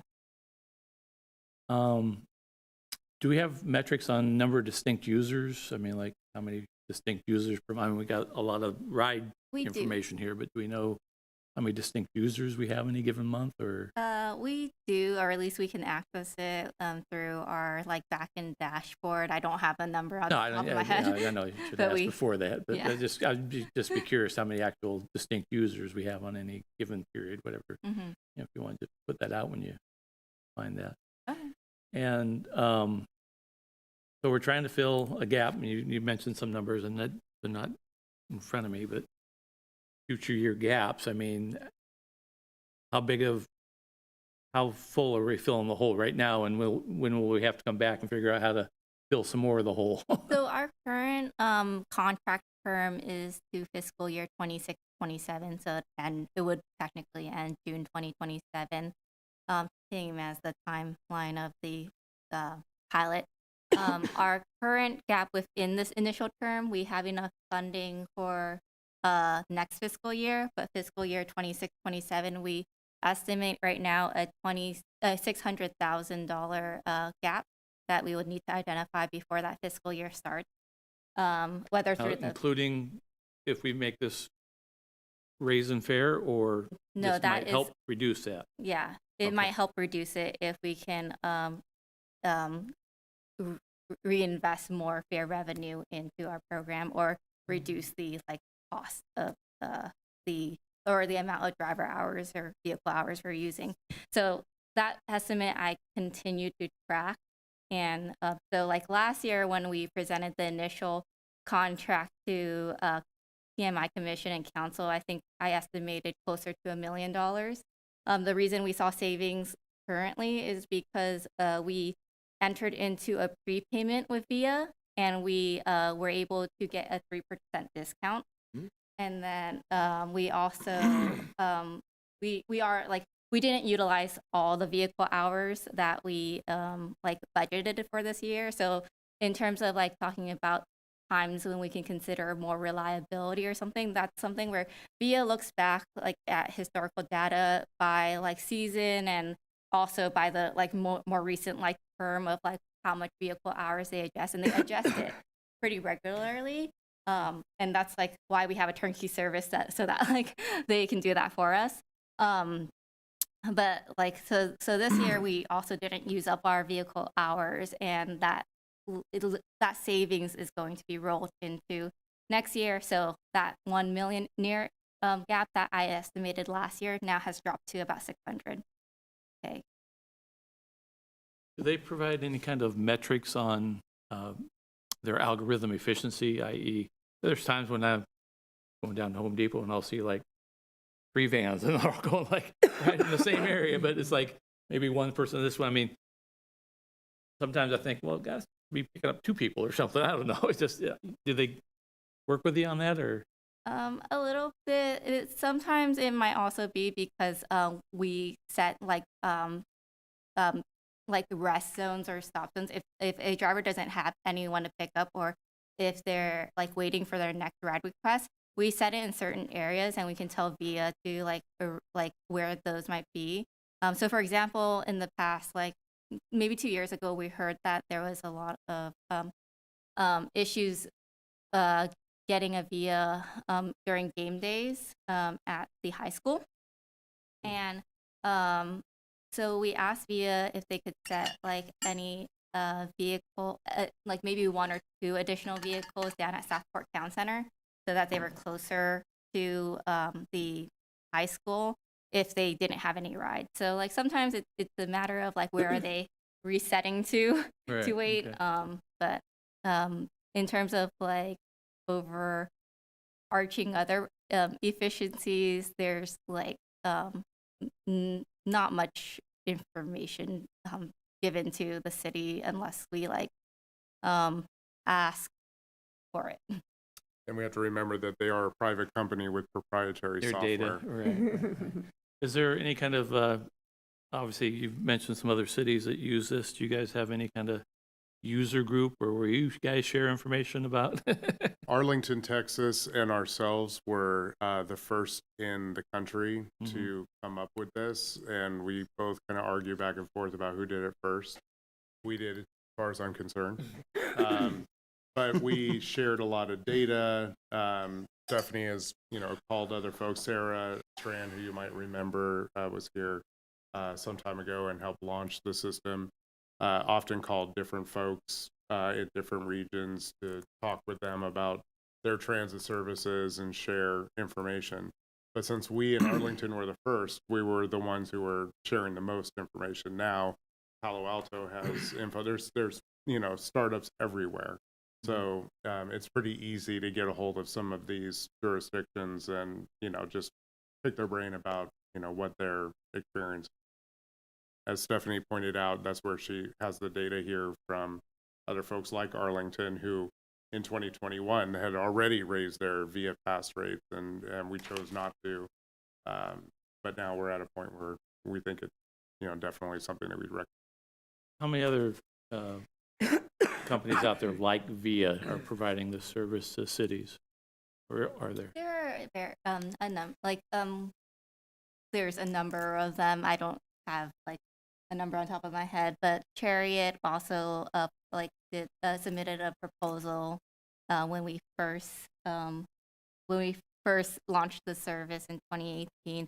When we did the 2024 RideCo, another service that is still in operation.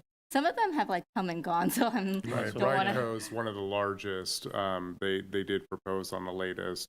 Transdev had initially put in. They operate YOLO Bus had put in a proposal.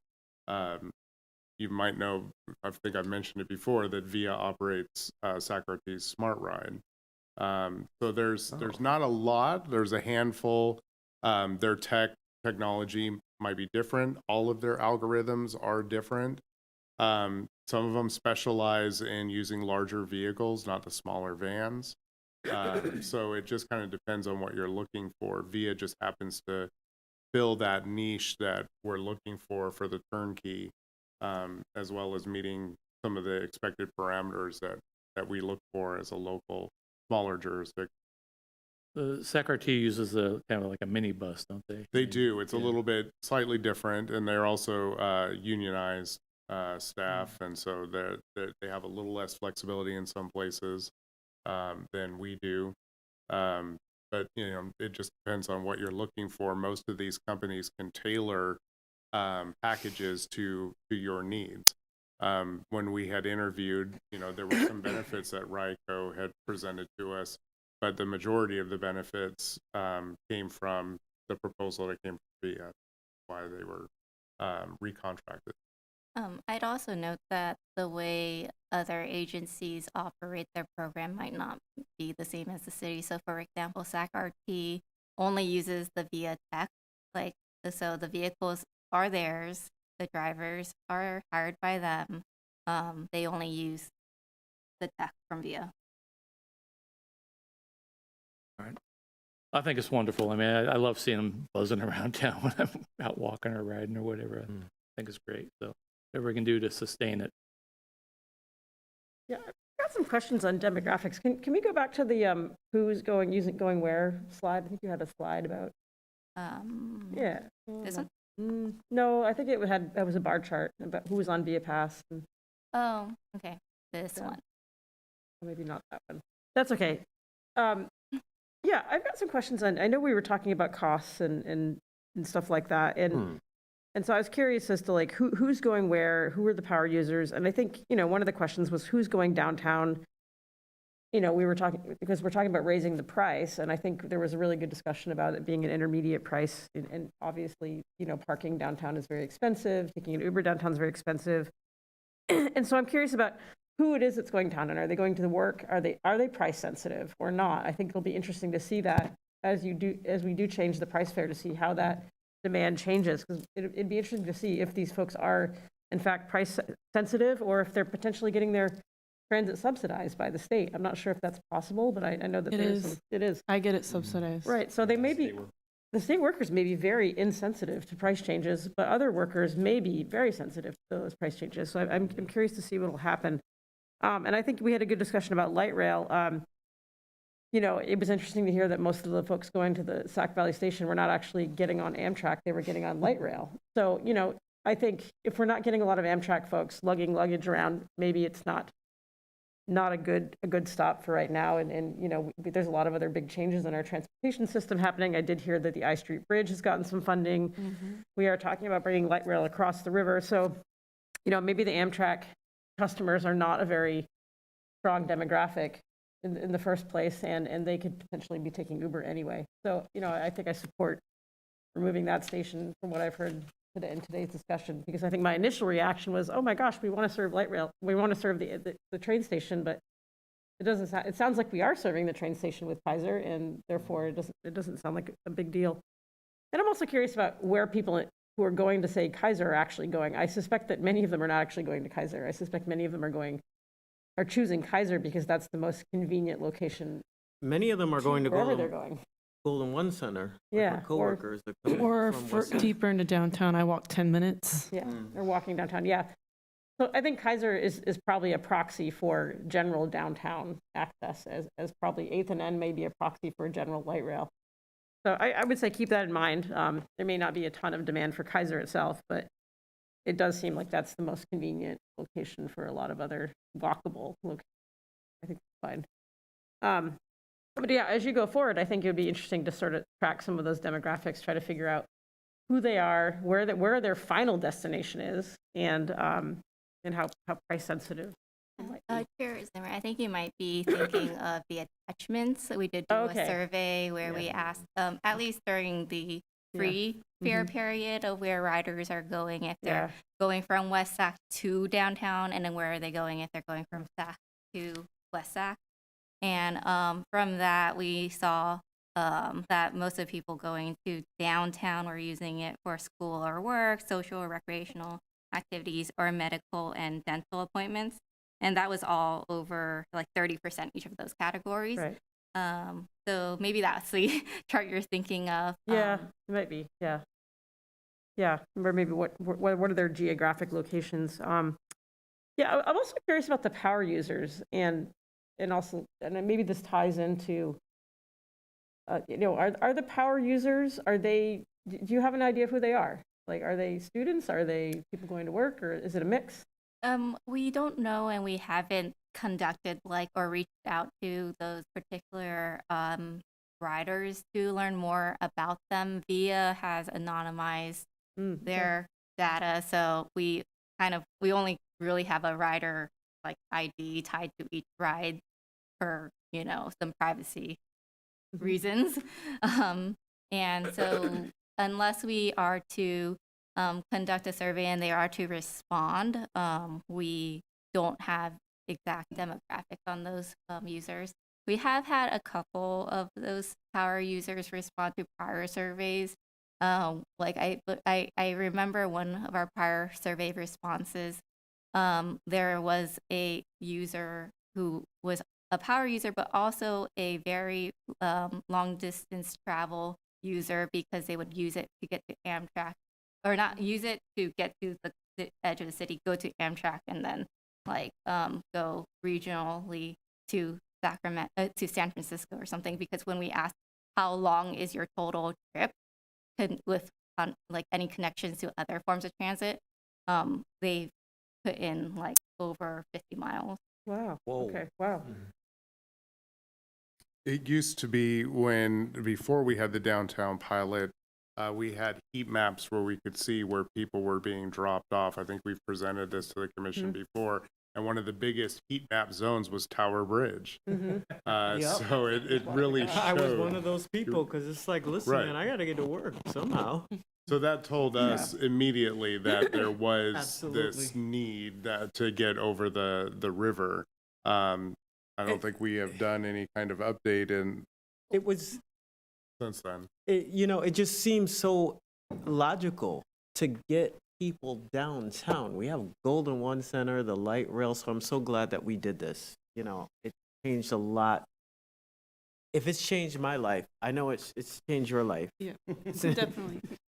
We do have information by geographic area, but VIA has changed their data platforms, and I need to wait until they can update some things before I can get those maps, which is why I didn't include them in this presentation. But that's why I knew about 30% more of the downtown rides came from south of the Barge Canal, rather as compared to the north of the Barge Canal. But I don't have updated to June 2025 data, so I didn't want to present outdated information. Yeah, okay.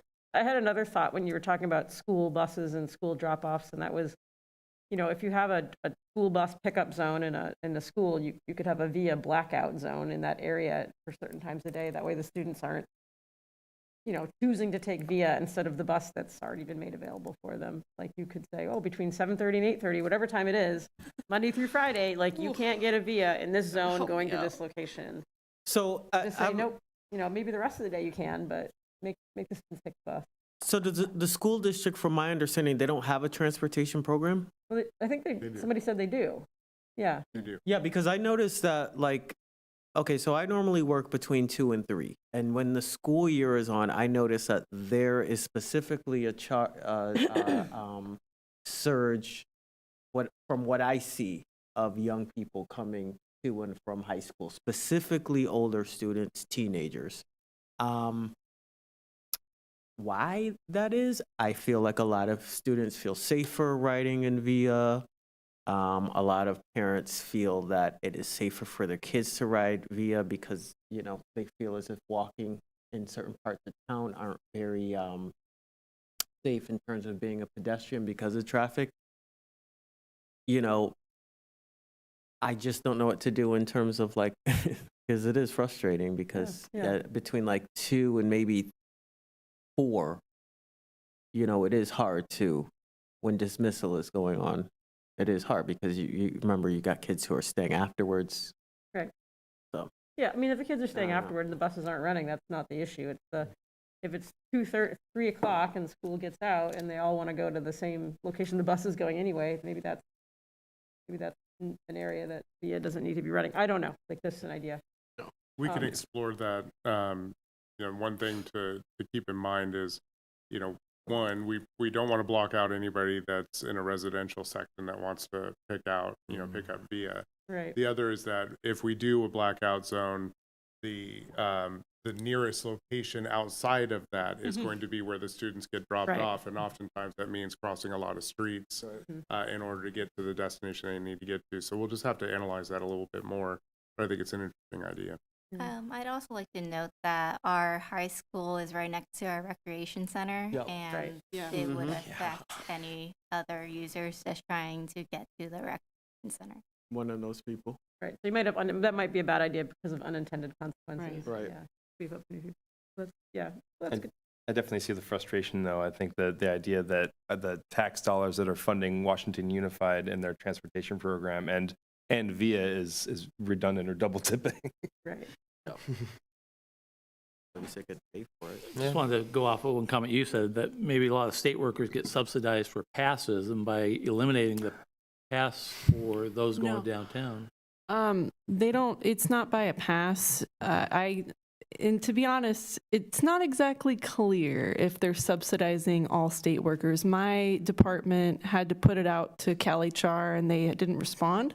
And my department decided until they respond, they'll just reimburse me. So it's kind of a case-by-case basis by department.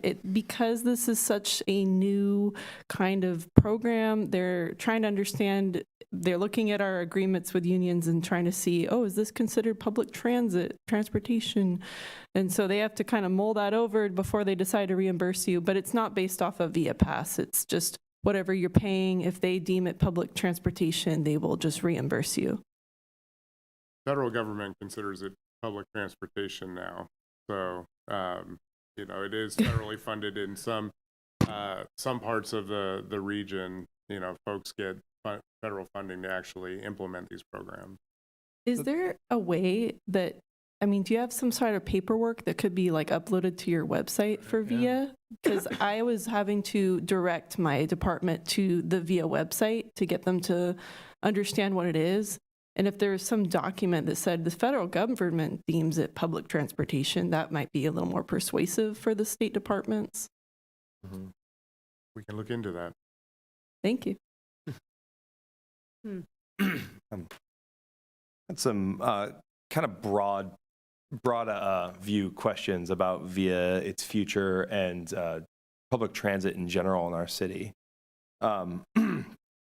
It's my understanding that VIA was brought in to serve West Sacramento because the public transportation system was insufficient, especially in maybe the southern districts of the city. Is that correct?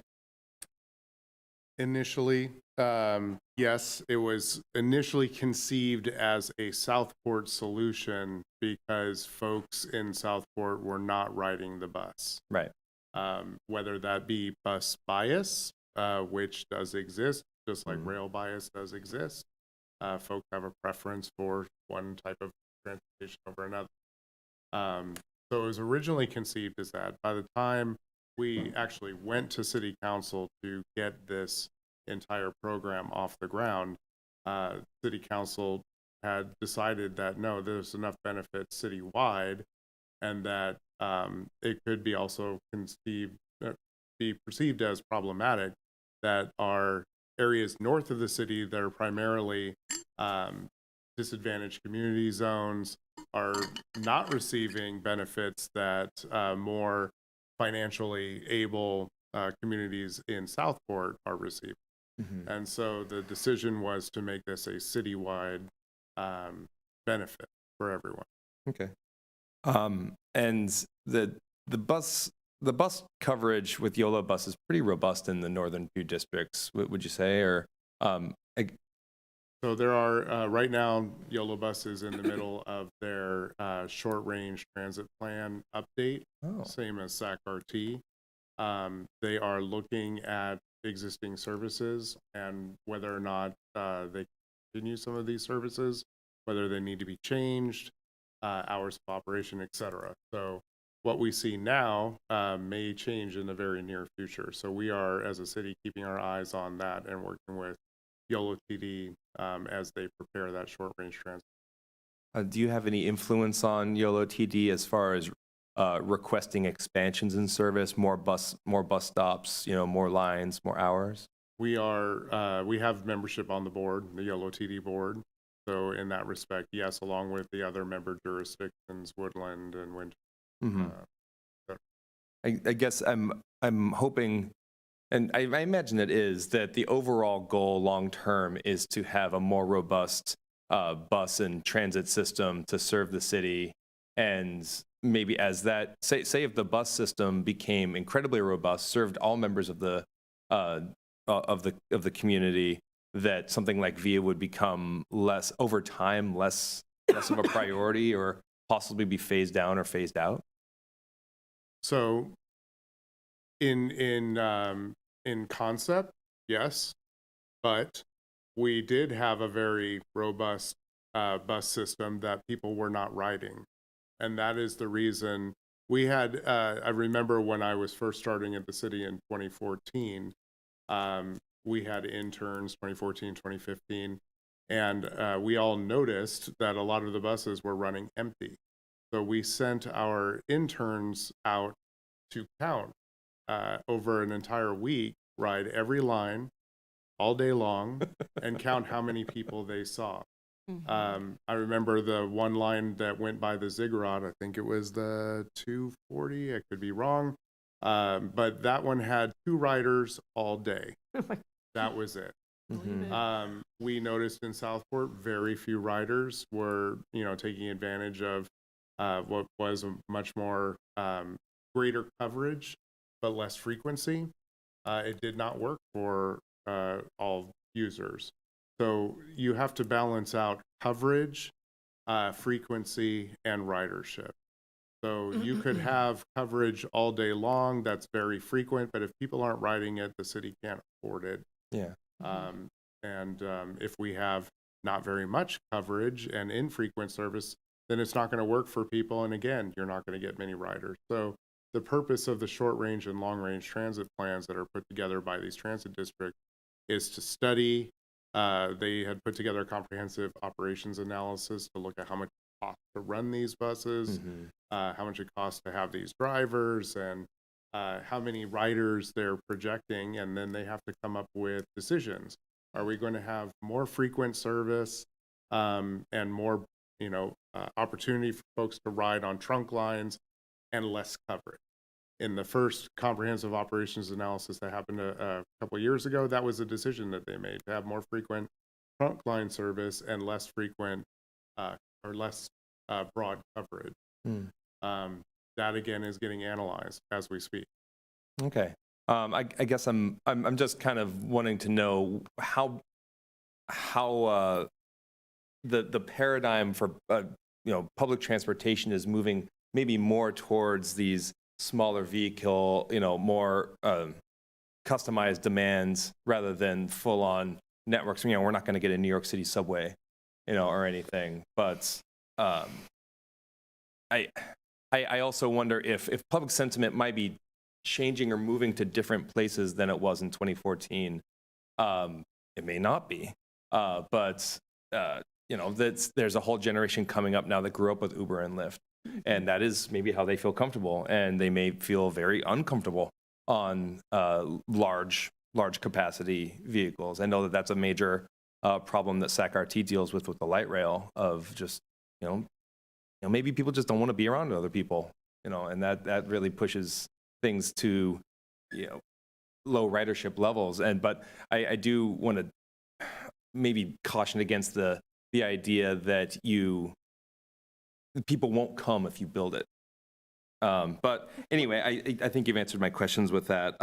I think as far as moving the discussion along, we want to talk about whether or not we recommend a fare increase or not. I wanted to ask, now, is this, I saw that it was a fare increase on the passes. Are we also voting on a increase overall for the non-Via Pass riders, up to from $3.50 to $4.50 plus the $1 mileage? So the pilot, we're not asking for commission or council action. The pilot can be, due to the nature of a pilot, it's just something that the city can adjust and test. In general, this was to more so provide an update. We can pass along your feedback in general up to our city manager to see if that influences any direction, but it's more so by city direction to adjust or set the pilot. In terms of so that's why the recommendation on the agenda is written more so on the Via Pass and that fare. Right, and that's because they're kind of using more of the hours relative to the revenue it's bringing in. Okay. Okay, thank you very much for that. The last kind of thing I want to hit on is I think the priority for the city is to increase youth, senior, and disabled access to transit. And there is kind of a give and take here of, increased ridership on VIA and higher fees. Do you find that there's potential or, a problem-solving aspect to if ridership was, really pushed? If there were more people using these passes, would a fare increase be as necessary? Or do you think we're at like a capacity or a critical mass of users for VIA right now? I mean, I think the fact that like 45% of weekly bookings are made on Via Pass does signify the and the just overall like vehicle hours that are utilized by Via Pass in general. So this first column, two columns, the middle group together are overall Via Pass.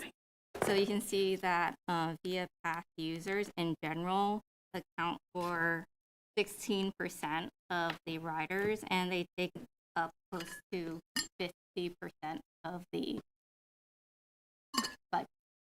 Right, so more pass users means we're going the opposite Oh, yeah, okay, direction. we do go the wrong way. Right. Okay, well, that being said, I do think that we do want to provide a service to get people over the bridge to the city. And the upcoming trolley system going over the bridge, is that something that's more funded by WestSac or more funded by Sacramento? So it's, just to correct, it's not a trolley, so it's actually going to be the light rail service that you see now. So Great. it's an extension of light rail. It was called the Downtown Riverfront Streetcar. It's simply called streetcar because streetcar is any light rail system that operates in street. So that's what this is doing. So it's what you're seeing is SAC-RT's regional light rail system is just coming over the bridge into West Sac. So that is funded in part by ourselves. The city in 2008 voted overwhelmingly to approve a $25 million budget for light rail for our contribution. It's also being funded substantially by what was the Obama administration provided $50 million in federal funds. We have another 38 million, 38.25 that was just approved under the Trump administration. And then we have TIRSIP, that's a Transit and Intercity Rail Capital Program. We received a $30 million grant from the state on that. We also received funding from the city of Sacramento to the tune of around $7 million. SACOG provided $5 million. So it's just a conglomerate of funding sources that brought this forward. In the future, there's going to have to be some discussion about how the operations and maintenance is covered. Are we annexing into Sacramento Regional Transit District with a member on the board there? Are we funding that out of general fund? So there's a lot of questions on the O&M side that are actually now coming to the forefront that are going to have to be worked out before we get a signed grant agreement from the federal government for the total $86.25 million that's required for them. Okay.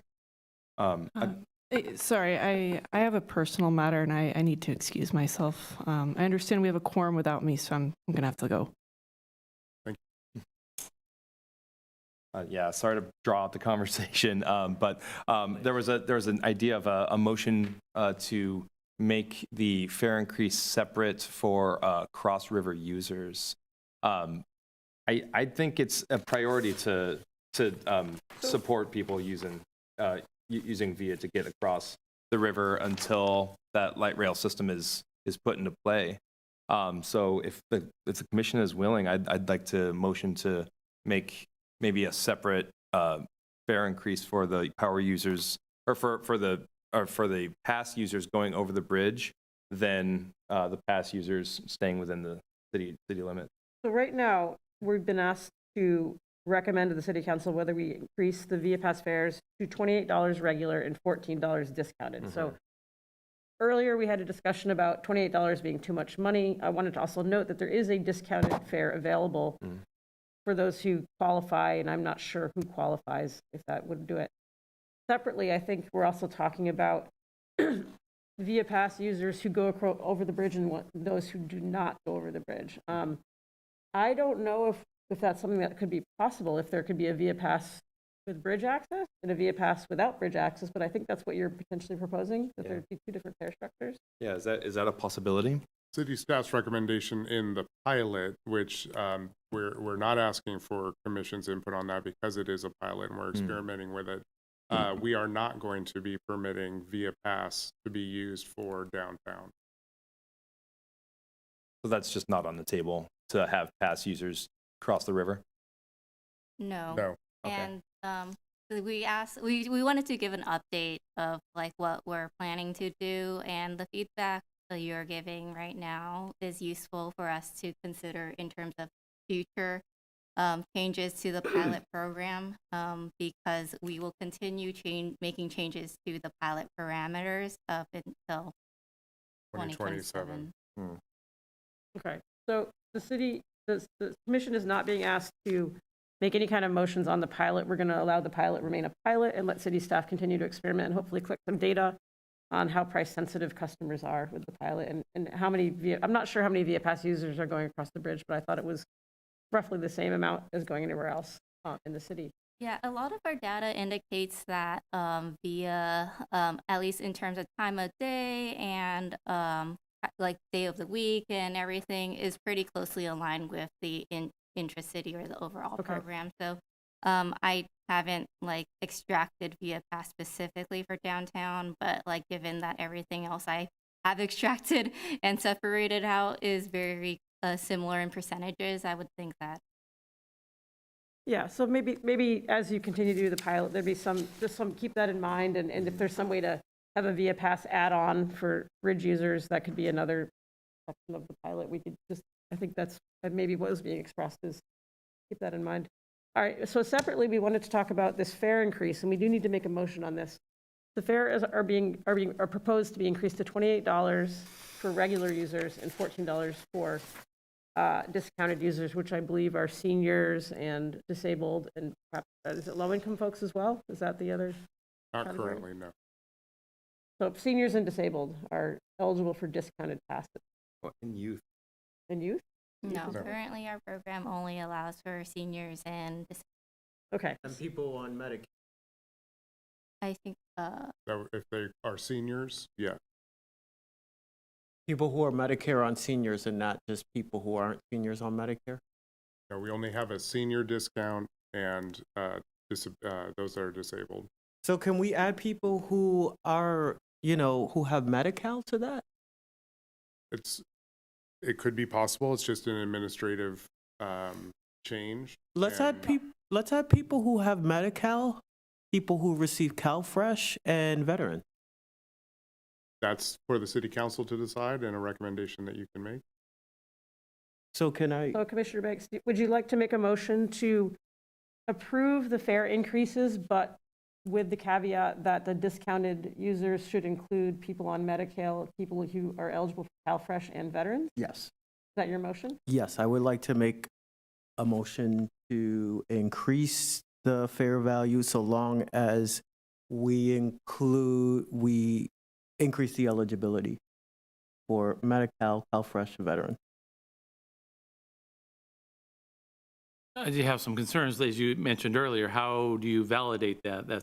Those are a variety of separate programs that are going to drive administrative costs to validate versus senior is you are X amount old, and like when I got my discount, I just scanned my photo and driver's license and proof. And Steve did it actually. I mean, if it's as simple as verifying that you are a senior, we can simply verify people receive Medi-Cal and CalFresh in their veteran status. I would say in terms of like Medicare and Medi-Cal, if you are qualifying for those programs because you have a disability, or you're over the age, then you also therefore qualify for the VIA discount, your discount. The other thing in terms of tracking or like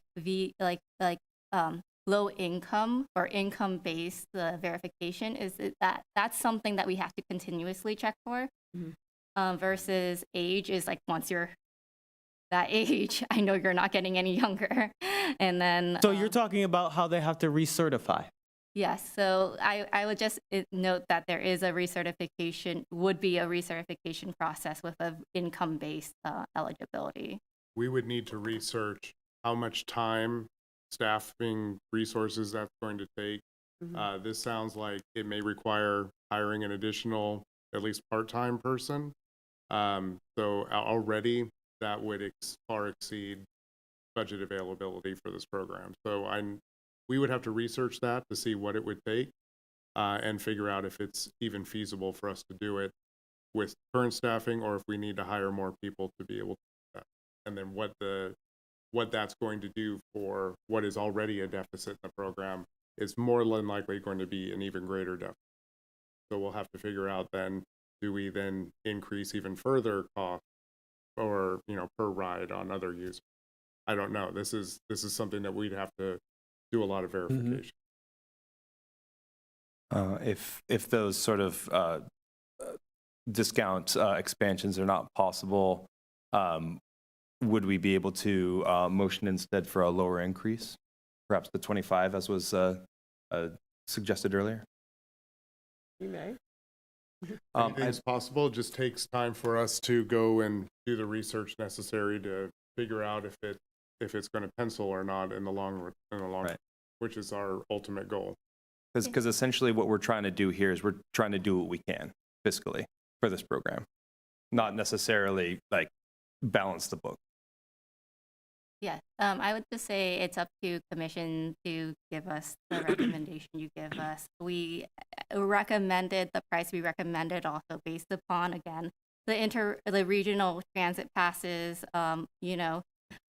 On-demand riding could be priced higher because it is more of a convenience than transit, public, like just general bus usership.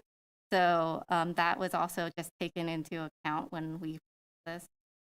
Yeah, I think that this is a good slide to show that the on-demand ride is actually cheaper, and quite a bit cheaper than the YOLO bus transit, which has has a more expensive network.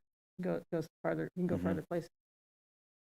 Last time we spoke about YOLO or VIA, our recommendation was to, I believe, to cut the hours, the service hours. Is that correct? And if so, did City Council pass that or reject that?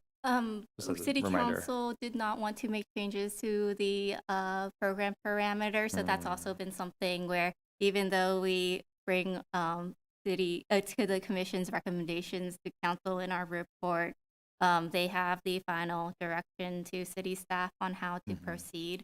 And that is also something I want to note in relation to the conversations previously about like the students and youth taking VIA, is that our city council has previously been very supportive of the fact that youth have been using VIA, and at a staff level, I do not think they will be supportive of like restricting youth use at certain times. Although we can again make the recommendation based upon whatever commission directs us to recommend to city council, but just as a note of what we've heard from the current council in the past. Could you bring up you had the slide that showed the actual cost per trip by fiscal year? Yeah, so this is what the city is subsidizing already, right? So if they buy the pass at the increased rate and use it like a power user would use it, they're paying approximately $1 a ride, right? Yes. Is that what it was? Mm-hmm. And the so city is they're paying $1 a ride and getting $16 of subsidized ride cost. And this is why we are In the working deficit. to try to bridge that gap. And you're still not filling the whole gap. So I totally I think what you're proposing is a reasonable approach. Well, I'd love to be able to, help more, but we're giving away $16.25 per ride already subsidized. People aren't having to buy a car. They're not, having to deal with all that. And they're getting a lot more efficiency and flexibility with VIA than they do with the traditional yellow TD bus route. Heck of a deal, I think. And I know it's a big jump because we haven't changed it a lot, but you know, it's a little bit of a sticker shock, the jump, but we've been, Well, as everyone knows, costs continue to go up. yeah, Yeah. it's not gonna get And- cheaper, Yeah. and we still potentially are gonna have a gap down the road, so it sounds like you did your analysis, you did your homework. Again, I arguing a little bit about the stack Amtrak thing, but that's separate. Seems like it's a hell of a deal to me, so. And we will never price the VIA cost any, like we can't as this local agency, government agency, price it more than what it costs Cost to us. Of provide, course. yeah, I mean, it's like water or Mhm. sewer or whatever, you pay what, so we're not subsidizing the water and sewer, subsidizing this. And so again, as we continue with our initial attempts at the adjusting the pilot will remain under the estimated costs because we estimate that like even with the distance-based pricing, that a single ride will cost at max $12.50. And we will just continue to monitor that, and you know, it provides us one of our more restrictive ends of how much ridership would be with our pricing. And something that we heard from our city council when we first initiated the pilot was that they were aware of the deficit and they felt that potentially the pilot was supporting Sacramento more than it was benefiting West Sac. The survey indicates that there are a lot of West Sac users, like West Sac residents using the program. And, you know, they wanted to also, at least when we initiated the pilot, wanted to recover more cost per ride. So hopefully as we initiate the changes, we can kind of accomplish some of those goals and then adjust down if we can. Makes sense. I mean, I understand it. But it's going to be a bigger shock for them, actually, because they're going from using the VIA Pass and getting subsidized that to paying closer to the full, probably within like 75% of the full cost. City sub. But that would be if they're taking a ride from the furthest part of Southport, Southport yes. into downtown, yeah. And there's not much development at the end of our city so far. So hopefully not many people are paying that full 50. If we decide to raise the price for these passes, I believe we had the similar conversation about parking costs. Would there ever be any situation where these costs would go down? Well, this is it is possible, but you know, trends are that, you know, again, costs are going up, so Inflation. it is possible. Anything's possible. Okay. I would note that if there were city council direction or like approval of a budget in any future scenario of like just subsidizing full transit fares, that could happen, but that's again upon like finding the money to subsidize all of that. Right. That would be assuming, say, a general fund contribution, and again, that would have to be a decision made by. Yeah. Yeah, and that's the only thing that gives me pause when it comes to voting to, I don't want to sound adversarial, but voting to pass the price increases that are recommended rather than maybe slow walking it a little bit more. Just because we do have a responsibility to, you know, not make the costs go up more than they need to. It may result in more work for city staff and, you know, shoring up the remaining balance. But yeah, that's just my 2 cents on that. Well, folks, I think we should probably make a motion on something here. The motion that has been suggested to us by city staff is to increase the fees to $28 for regular fares. And then, of course, discounted fares are as they are. If we add caveats, that would increase administrative costs to city staff. Alternative motions are to add those caveats or to suggest something lower, with the understanding that that puts the program in a deeper hole, potentially at risk. So I think these are hard decisions, and I think this has been a very interesting discussion and a very well thought out discussion. And so I just want to sort of leave that out there. For folks, I'm not sure that we are all in agreement, and I think that's okay. But we could put a motion on the table and express some concerns with that motion, saying, hey, we're concerned about some things, but generally we approve this. So I guess my question is, does anyone want to put forth one of those up? I motion that we do staff recommendation. And do I hear a second? I'll second. Okay. We have a motion on the table to recommend to City Council that they increase the fares to $28 for regular people and no changes to the discounted fares. That is the current motion. As recommended, we are going to take a roll on this, a vote on this, and see if that passes. Mr. Neal, would you like to do that? Awesome. Commissioner Banks,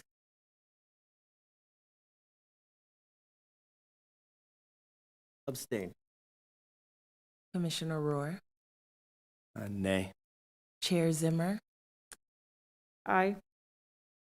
Commissioner Cummings, Aye. Commissioner Ford. Aye. Okay, and with that, the motion passes with 3 ayes, 1 nay, and 1 abstain.